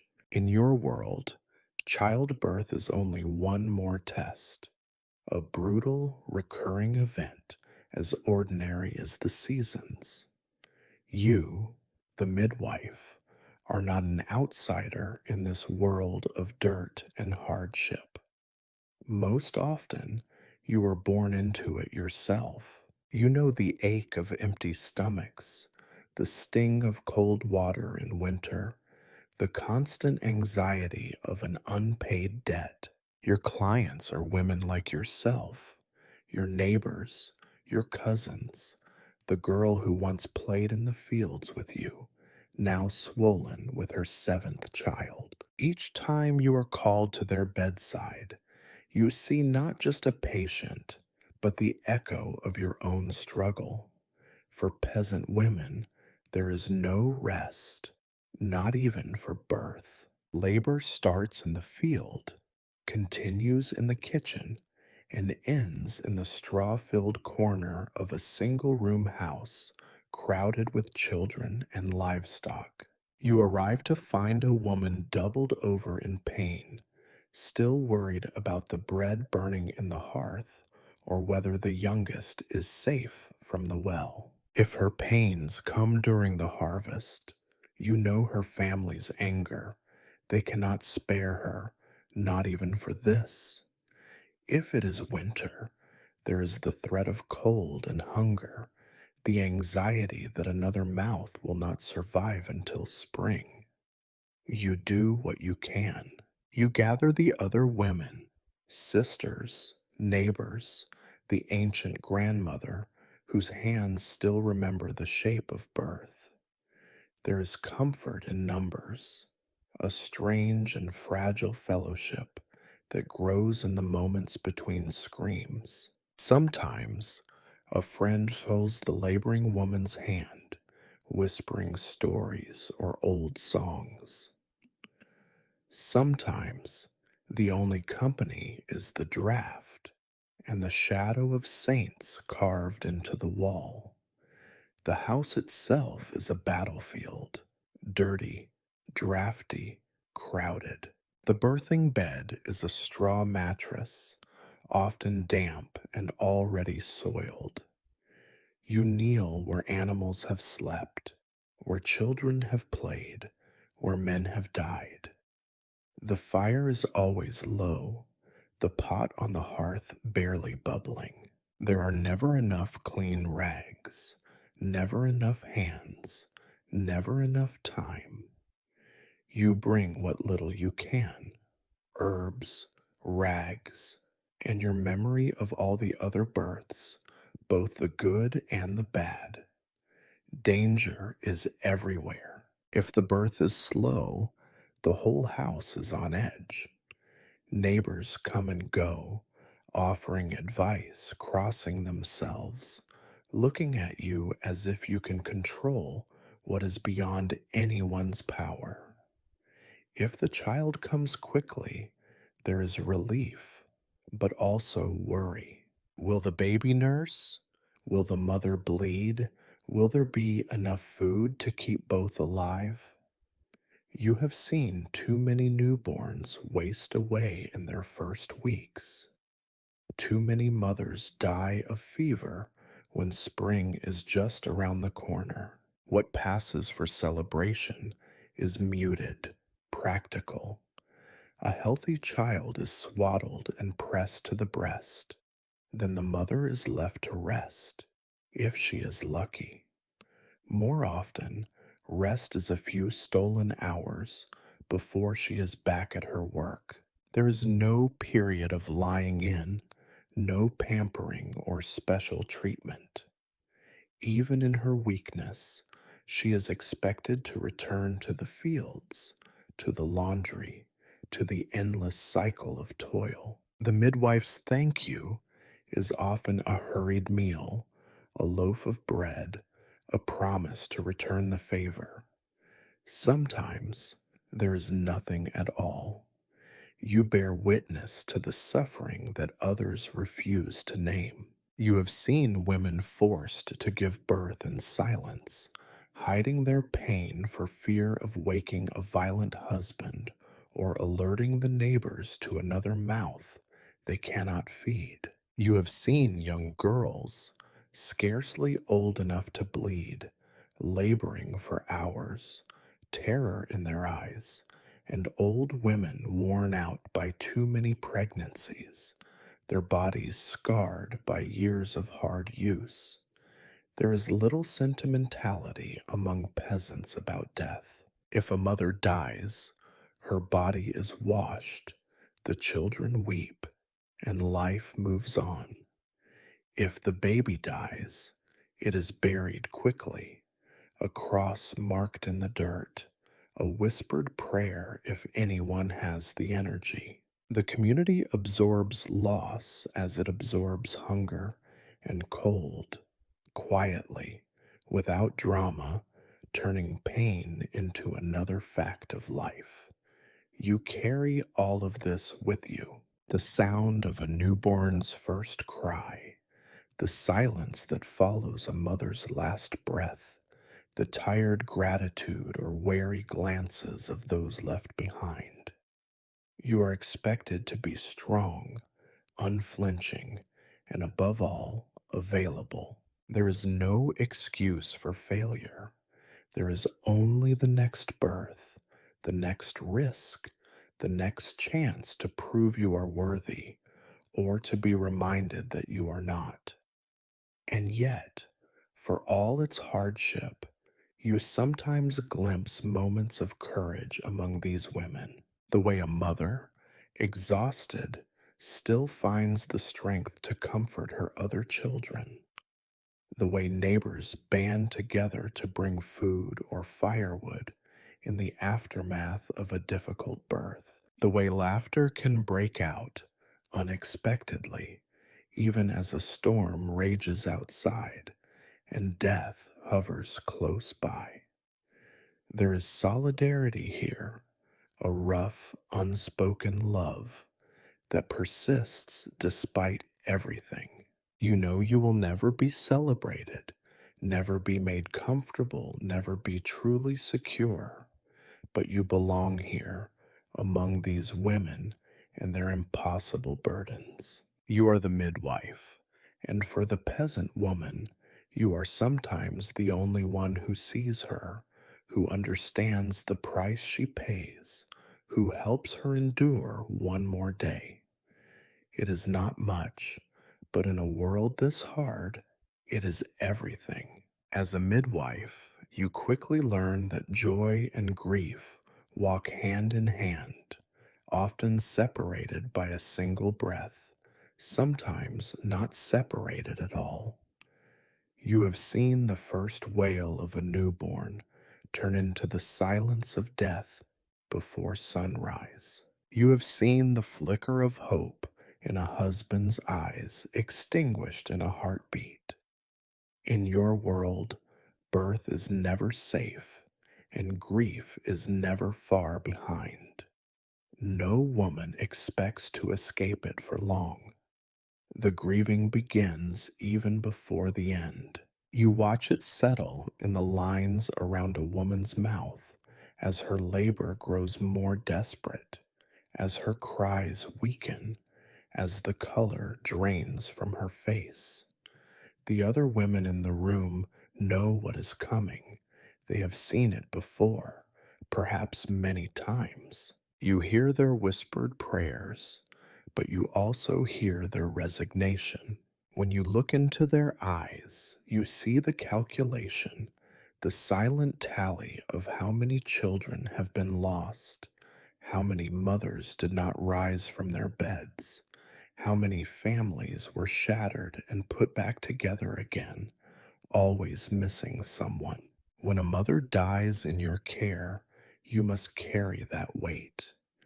You are the one to close her eyes, to wash her body, to wrap her in the best cloth the family can spare. Sometimes you help carry her to the church, your arms aching, your heart heavier still. The family may weep or sit in stunned silence. The children cling to you, searching for comfort that you cannot offer. The husband's grief is sometimes loud, sometimes terrifying in its silence. There is anger in the house, sometimes directed at you, sometimes at God, sometimes at the world for its cruelty. But mostly, there is the hollow sound of a life cut short, a future unmade. You do not have the luxury of mourning. Even as you wipe the blood from your hands, someone is asking, what should we do with the child? If the baby survived, it is quickly bundled and passed to a grandmother, an aunt, a neighbor. If there is no one to feed it, you search for a wet nurse or for a woman willing to share what little milk she has. If there is no one, you have seen too often what comes next. A tiny body wrapped in rags, a grave dug behind the house, the sound of the earth covering another dream. Sometimes it is the baby who dies. The mother weeps until she cannot stand. Her arms ache for what she cannot hold. You try to offer words of comfort, but your words are worn thin by too much repetition. There is no comfort that matters, only time and the slow return to work. Life, in your world, does not wait for grief to run its course. There are other mouths to feed, other children to tend, fields that must be worked, animals that must be fed. The work of mourning is done in the quiet moments, while kneading bread, while fetching water, while staring at the sky in a stolen moment of solitude. You see the ways grief lingers. Some women become quieter, smaller, their laughter lost for seasons at a time. Some become harder, their hands rougher, their words sharper. A few seem unchanged, but you know better. No one is untouched. You carry your own losses too, births that ended badly, children you could not save, mothers who slipped away no matter how hard you fought. They live in your memory, in the ache of your body, in the sleepless hours before dawn. The village tries, in its own rough way, to mark the passage of grief. There are rituals, half remembered prayers, candles lit at the crossroads, bread left at the grave. Sometimes the priest visits, sometimes he does not. The community may bring food, may help with chores, but help is fleeting. Soon, the world expects you to move on. The house grows quiet, the new grave fades into the landscape, and only the midwife remembers every detail, the pressure of the woman's hand, the weight of the still child, the bitter smell of death. There is always another birth, another chance for hope, another risk of heartbreak. You steel yourself each time, pretending that this time will be different. You offer your best care, your softest words, your strongest prayers, and yet deep down, you know the truth. No amount of skill or kindness can prevent all sorrow. The world is too cruel, the dangers too many, the body too fragile. Sometimes survival feels like defiance, a refusal to give grief the final word. You find small ways to cope. You share stories with the other women, passing along memories and laughter between tears. You plant flowers at the graves you pass, or leave a scrap of cloth tied to a branch as a silent prayer. Sometimes you simply walk, feeling the mud beneath your feet, letting the rhythm of your steps carry away a little of the pain. You do not allow yourself to break. There is always another house, another cry, another woman in need. Grief is a shadow that follows you, but you learn to walk in its presence. You keep your hands steady, your voice calm, your eyes clear, because if you do not, who will? In the end, grief becomes a part of the work, a silent companion, always present, always waiting. It is the price you pay for bearing witness to life and death, for loving those you cannot save, for surviving in a world that gives so little and demands so much. You learn to live with it, to let it shape you without destroying you. And when you lie awake at night, listening to the quiet breaths of your own children, you whisper a prayer for the ones you lost and for the strength to face tomorrow. If you imagine that a midwife's work is done with shining instruments and clever devices, you are sorely mistaken. Your tools are humble, improvised, and always on the verge of failing you. Sometimes you think they do more harm than good, but you have nothing else, only your hands, your courage, and the hope that this time disaster will pass you by. Your kit is a sorry collection, wrapped in cloth and tucked away in a battered basket. There is a knife, blunt from too many uses, sharpened only on the farmer's whetstone when it starts to tear instead of cut.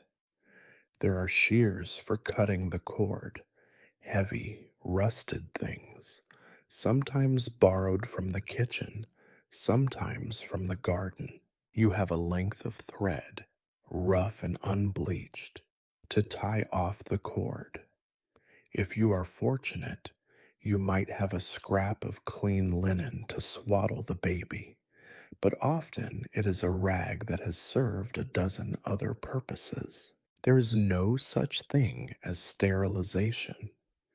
The knife is wiped on your apron, the shears rinsed in the same cold water you use to wash your hands. You cannot count how many times you have seen the knife slip, drawing blood where there should be none. You have lost count of the babies whose first moment is a sting of pain, whose first breath is filled with the scent of iron and earth. You have no forceps, no clever hooks or clamps, no devices to monitor the child's heart or the mother's pulse. If the baby is stuck, you use your hands, fumbling, trembling, sometimes desperate. If you must turn the child, it is a blind operation, guided by nothing but instinct and prayer. If the cord is wrapped around the baby's neck, you use your fingers, hoping to slip it free before life slips away. Sometimes you succeed, sometimes you do not. There are no second chances. Stitching a torn woman is an ordeal for both of you.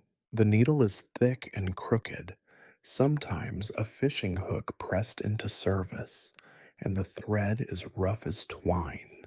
You heat the needle in the fire, but you know it is not enough. You work quickly, apologizing as you go, ignoring the woman's cries, hoping she will not remember the pain or, if she does, will not blame you for it.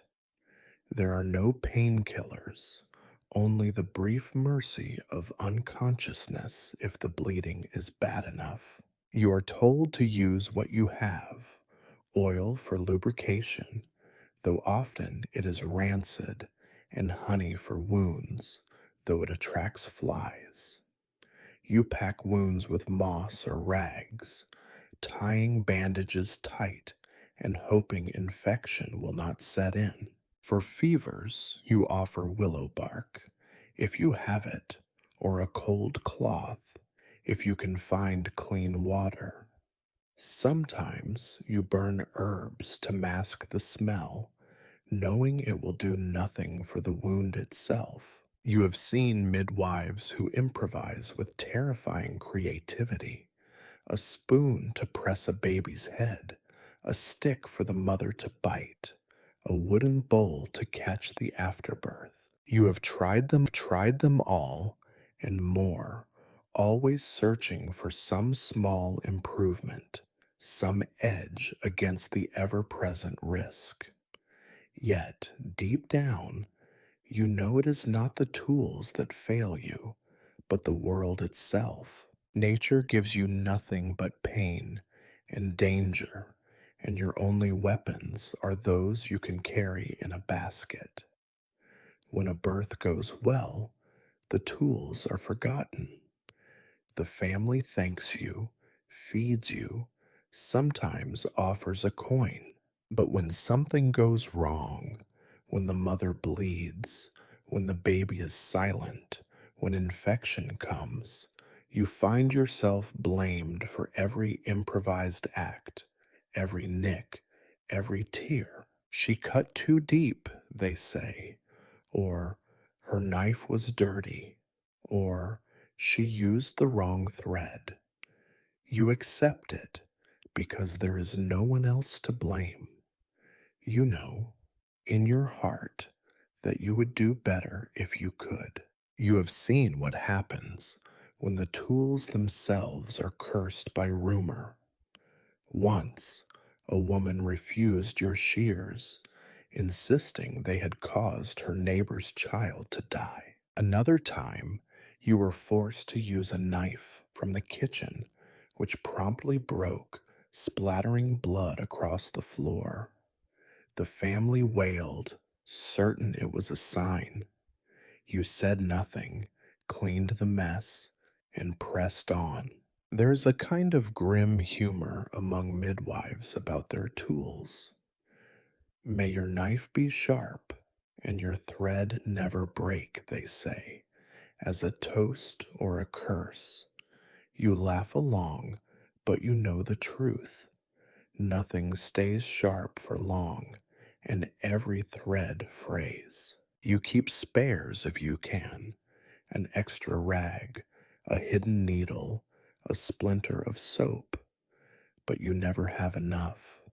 Sometimes you dream of better things: a silver set of tools, each gleaming and perfect, wrapped in fine cloth and kept just for you. You imagine using them in a clean, warm room with plenty of light and all the time you need. But these are dreams, nothing more. In the waking world, you make do with what you have and hope that your hands, at least, will not fail you. Your hands, in truth, are your most reliable instruments. Scarred, strong, and sometimes trembling, they are the only thing that stands between birth and death. You wash them as best you can, stretch your fingers to keep them nimble, rub them with oil when the cracks grow too deep. You talk to them sometimes, quietly, as if they are old friends, or perhaps old enemies. In the end, your tools are as much a reflection of your world as anything else: rough, battered, barely adequate, and always stained by the work you do. They are a reminder that in this life, survival is never guaranteed, and safety is always an illusion. All you can do is try, again and again, trusting in your hands and your will, and praying that for this birth it will be enough. If you want to survive as a midwife, not just endure, but survive, you learn to rely on more than prayers and instinct. You develop a set of rules, though no one writes them down.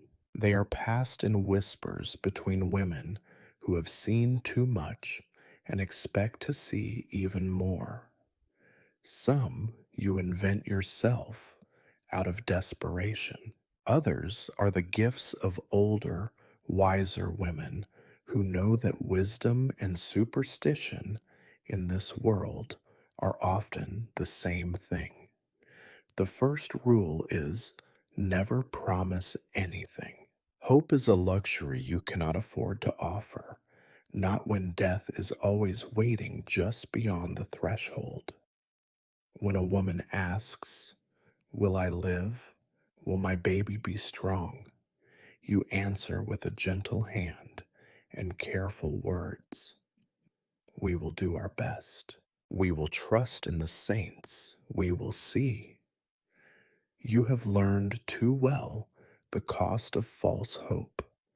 The second rule: always arrive prepared, but never expect to have what you need. You pack your basket with thread and rags, herbs and oil, a crust of bread for the long wait. You bring your blunt knife and a heart full of patience, but you know that something will always be missing: a rag gone moldy, a candle burned down, a neighbor's child who runs off with your shears. Improvise, improvise, improvise, the true skill of your trade. Third, keep your mouth shut and your ears open. Gossip is a poison, but it is also the way the information travels. You listen to the whispers in the market, at the well, at the edge of the fields. Who is heavy with child? Who is ill? Who is afraid? Who is angry? Sometimes, knowing the mood of a household is the difference between being welcomed and being run off. Never let them see how much you know. Fourth, trust the women, not the men. Husbands, fathers, priests, they have their own interests. They want quick answers, miracles, certainty. The women are different. They know the pain, the risks, the reality. They will tell you when something is wrong if you listen. Learn their stories, their signs, their silences. Your survival may depend on it. Fifth, never show fear, not when the blood comes too fast, not when the baby's head will not turn, not when the woman grows cold in your arms. Fear spreads faster than fever, and once it enters a room, it is almost impossible to drive out. You keep your voice calm, your hands steady, your eyes clear. Later, in the dark, you can weep or scream or rage, but never in front of them. Sixth, keep your knowledge close and your ignorance closer. You know 1,000 tricks and 100 herbs, but you never speak of all you know. Some will call you wise, others will call you witch. Let them wonder. When asked a direct question, answer with caution. When in doubt, blame the spirits, the weather, the will of God. Never let them see how much is guesswork and luck. Seventh, rest when you can. Sleep is rare and hunger common. Take food when it is offered, water when it is safe. Do not waste energy on anger or regret. Save your strength for the moments when it matters, when you are kneeling in filth, your hands wrist deep in blood, your mind screaming for rest. Eighth, protect yourself. Carry a charm if it soothes your heart, a sprig of rue, a ribbon tied thrice, a whispered prayer to a forgotten saint. Watch for the signs of trouble, an angry father, a suspicious neighbor, a priest too interested in your work. Make allies where you can, but trust few.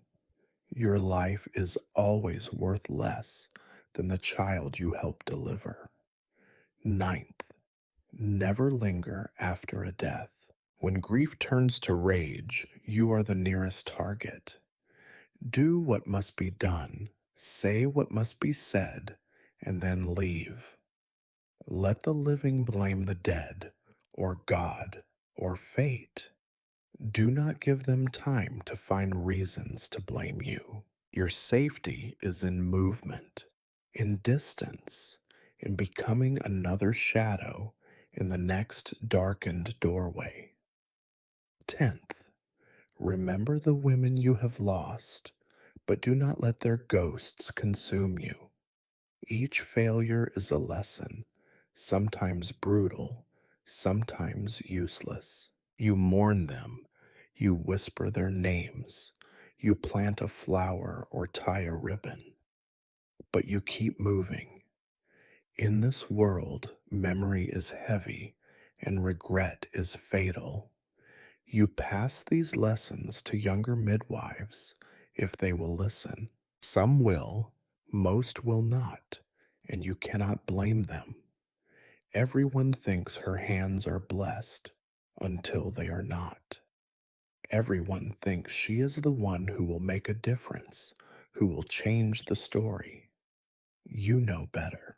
You do what you can with what you have, and you learn to survive. That is all. Sometimes, in rare moments of safety, when a fire burns warm and the house is quiet, you dare to imagine a world where these rules are not needed. A world where a midwife is valued, respected, protected. A world where the tools are clean, the hands are many, and the deaths are few. But then, the call comes again. The night grows cold, and you gather your basket, knot your scarf, and set out into the dark. Because here, now, survival is the only wisdom you trust. You keep these rules as close as you keep your knife, and you hope they will carry you through one more birth, one more day, one more memory to bear. No matter how many births you attend, you never escape the deaths that follow. Some are expected, the baby born too small, too weak, barely a whisper of life before the silence comes. Others arrive as cruel surprises. You wash a newborn, wrap it snug, watch its lips close around the breast, and think, perhaps foolishly, that this time all will be well. Yet, in the morning, you find the child cold, blue, limbs curled in unnatural shapes. A death with no warning, no clear reason, the living search for explanations. They always find them, whether true or not. You have heard every theory, every rumor that travels from mouth to mouth faster than the wind. Some say it was the mother's fault. She ate the wrong food. She left the house at midnight. She crossed a black cat's path. Others blame spirits or fairies, jealous creatures who steal babies away for their own. The priest points to sin, to a lack of faith, to some unconfessed guilt. The grandmother recalls a bad omen, an owl calling in the night, a dream of muddy water, a knot in the cord that could not be untied. You know, in your heart, that most of these deaths are just the world's way, harsh, unexplained, indifferent. Sometimes it is hunger, sometimes cold, sometimes a fever you cannot break. Sometimes the baby simply stops. It does not matter how many herbs you prepare, how many prayers you whisper, how many charms you tie above the bed. Death comes, and the search for meaning begins. The family needs a reason, and so do you. If you could say, the milk was bad, or the child was cursed, it would be easier than admitting you do not know. Uncertainty is as dangerous as any disease. It makes people restless, angry, desperate to find someone to blame. Too often, the blame falls on the mother, her body, her choices, her soul. Sometimes it falls on you, the midwife, the one who touched the child first, who tied the cord, who whispered the first blessing, or failed to do so. If the death follows a difficult birth, you feel the weight of suspicion as you pass through the village. If it happens in a house where you have already lost one child, the whispers grow louder. There are deaths that linger in the memory of the whole village. The twins who both died before their names could be spoken. The boy with eyes too bright, gone after 3 days. The girl who laughed for a week and then, overnight, was silent forever. The families carry these losses like scars, and you see it in the way they look at every new baby, the way they listen for each cry, the way they cross themselves whenever you enter a room. You have tried to learn what you can. You listen to the wise women who tell you to place the baby on its side, to keep it wrapped but not too tight, to let the fire burn low but never out. You try different herbs, try to teach mothers how to keep the child close, how to listen for every change in breath. Sometimes it helps, sometimes it does not. You are left with questions, with fear, with the burden of never knowing if you have done enough. In some places, families mark the house after such a death, a painted sign on the door, a sprig of ash above the hearth, a lock of the child's hair buried beneath the threshold. You have seen mothers refuse to name the next child for fear of drawing death's attention. You have seen fathers turn to drink, to anger, to silence. The grief festers, becomes a kind of poison in the air, infecting every hope for the future. There is a darker side, too. Some deaths are not accidents. You have heard the stories. Babies left outside in the cold, fed too little, smothered by a careless blanket. In a world where hunger never sleeps and another mouth is a threat, the line between fate and choice is sometimes thin. You pretend not to know because the truth is heavier than you can bear. You tell yourself that mercy, too, has many faces. The church tries to make sense of it all. Unbaptized babies are buried at the edge of the graveyard, their souls denied the peace of consecrated earth. You stand with the mothers, watching, listening to the hollow prayers, wishing for a softer answer, but there is none.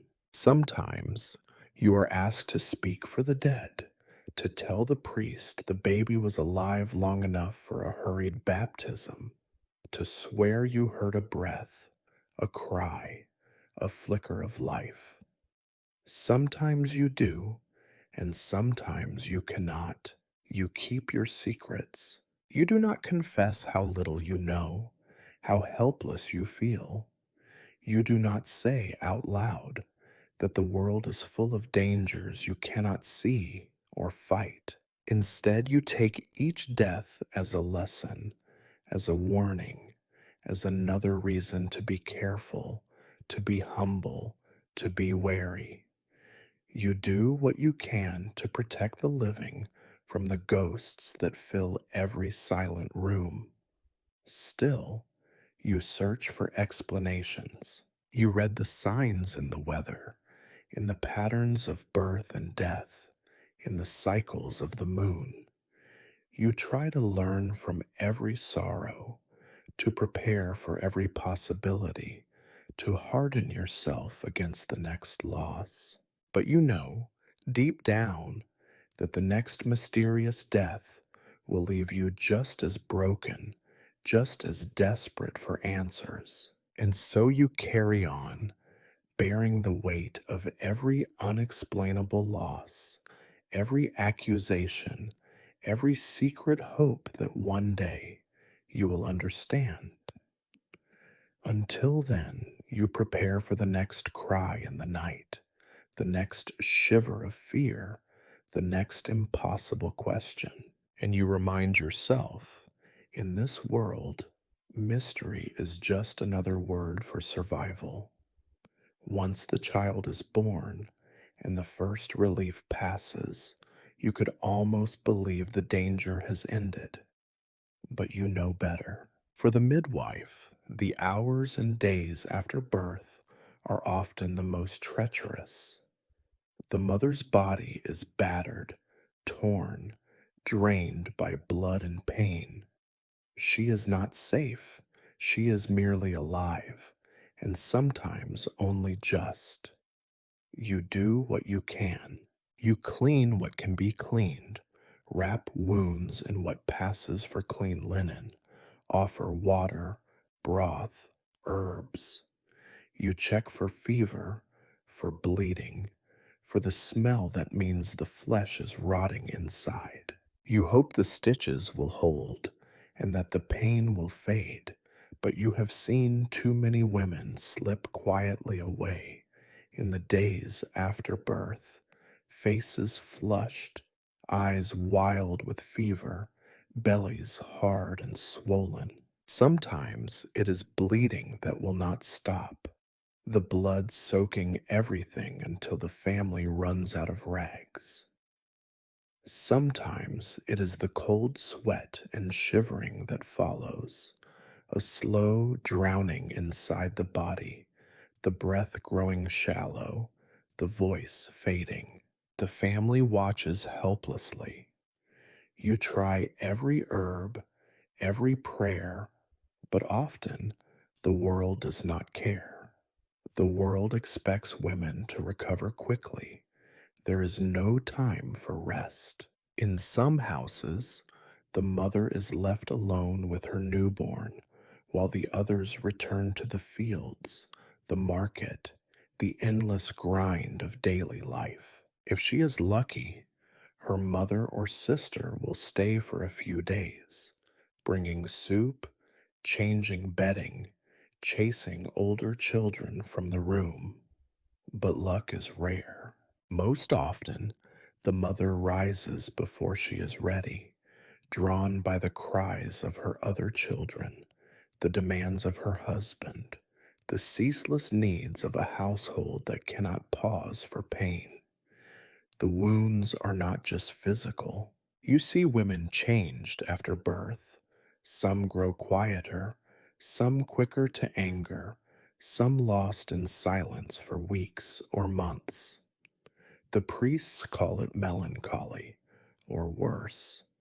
The neighbors offer no sympathy, only warnings not to let sadness fester. You do what little you can, listening in the dark, offering a hand or a word, but there is no cure for sorrow in a world where grief is just another name for living. Some wounds never heal. Torn bodies, prolapsed wombs, milk that never comes or flows with fever. Women become ghosts in their own homes, moving slowly, hurting always, haunted by memories of births that ended badly. Sometimes you see a woman walk with a limp, or hold her belly with every step, or lose her sight after a long, hard labor. The world offers no explanation, no comfort, no help. You have seen women who never truly recover. They survive one birth only to die in the next. You have seen mothers with faces lined by too many losses, backs bent by too many labors, eyes dulled by the knowledge that their bodies will never be their own again. Their husbands grow impatient. The village grows tired of their weakness. Sometimes even their children look away. The world does not have the time or the means for kindness. Yet there are stories of healing too, rare but real. You have seen a mother rise from her bed, laugh again, find strength where you thought none was left.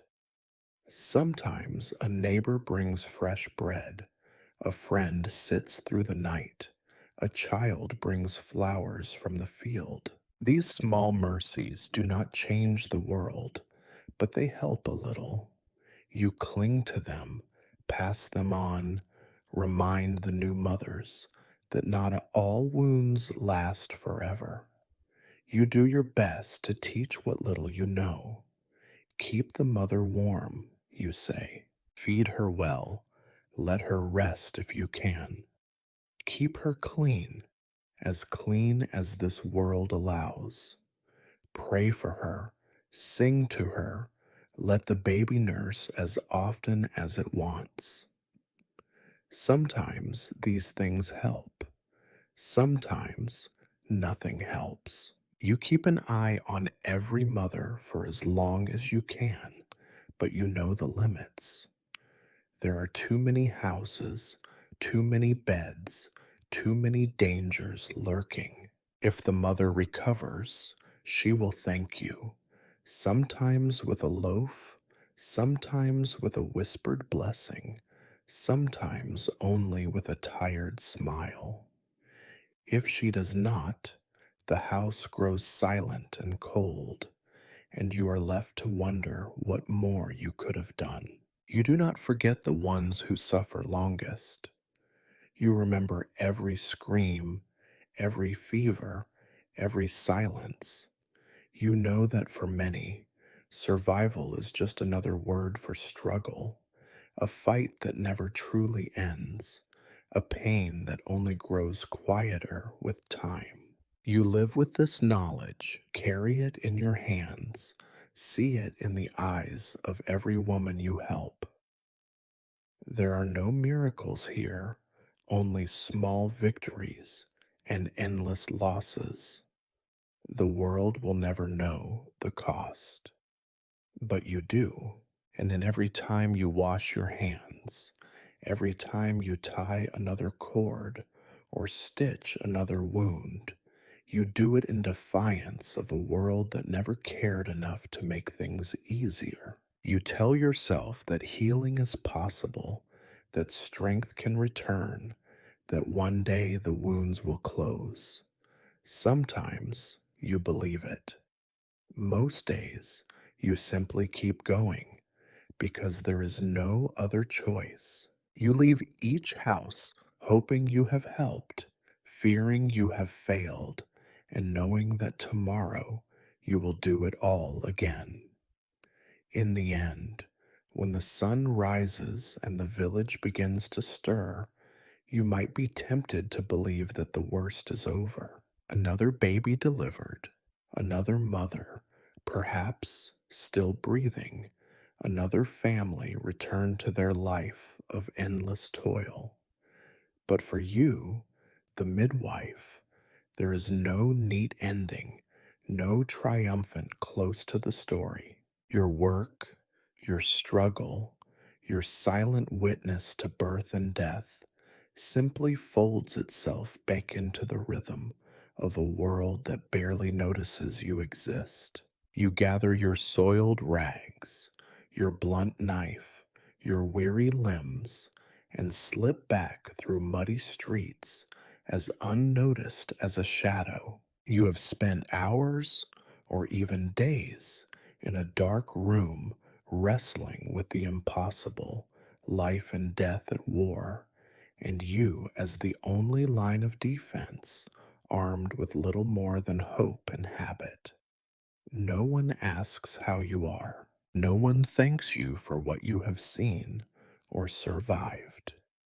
If you are lucky, you are paid with a crust of bread, a jar of sour beer, a whispered, "God bless you," that sounds more like a warning than a wish. In the quiet moments between births, you sometimes wonder about the sum of it all.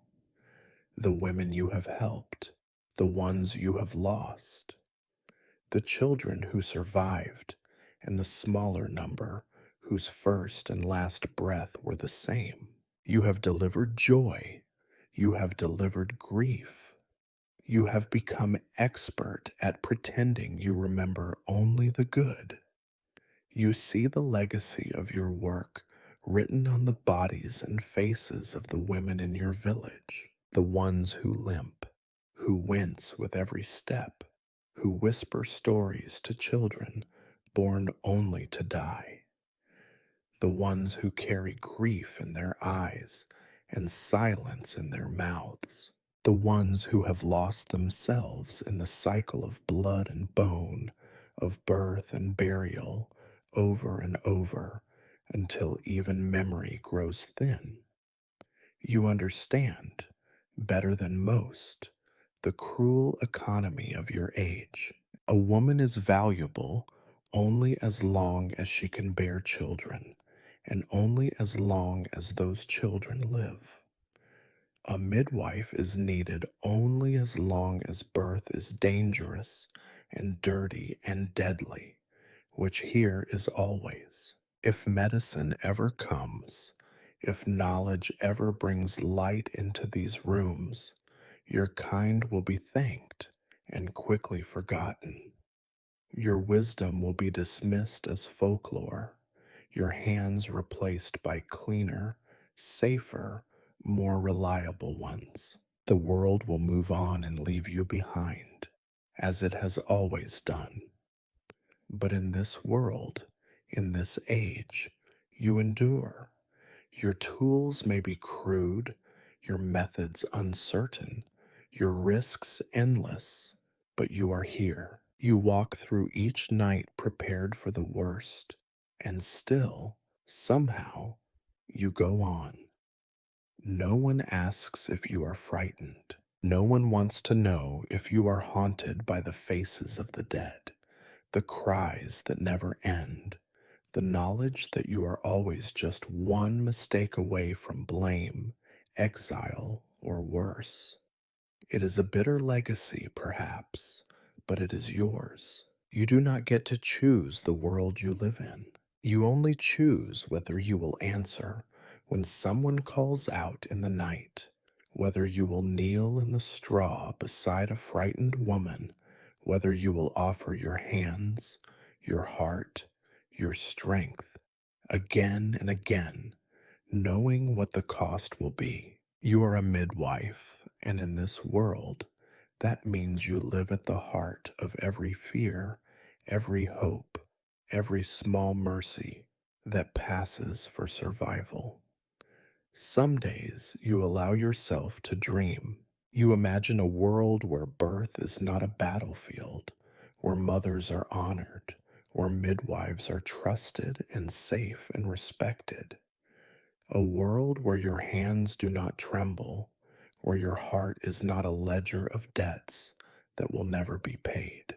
But then, a knock at the door, a cry in the night, a shadow on the wall, reality returns, cold and relentless. You tie your apron, gather your basket, and step out again into the mud and the darkness. Perhaps centuries from now, someone will remember you, not by name, but by the shape of your courage, the echo of your endurance, the silent weight of everything you carried so that others might live. More likely, your story will fade like the names on old gravestones, buried under new hopes and new failures. But you will have been here, you will have mattered, and so, as another day begins, you do what you have always done. You survive, you witness, you endure, because that is all there is in the long and moldering history of your kind. No saints, no monuments, no grand conclusions, just the endless, necessary work of life and the long, shadowed memory of those who tried to help. This is the legacy of the medieval midwife, a tapestry woven from blood, sweat, fear, and fragile hope. And you, walking home through the gray dawn, are the quiet, stubborn thread that refuses to break.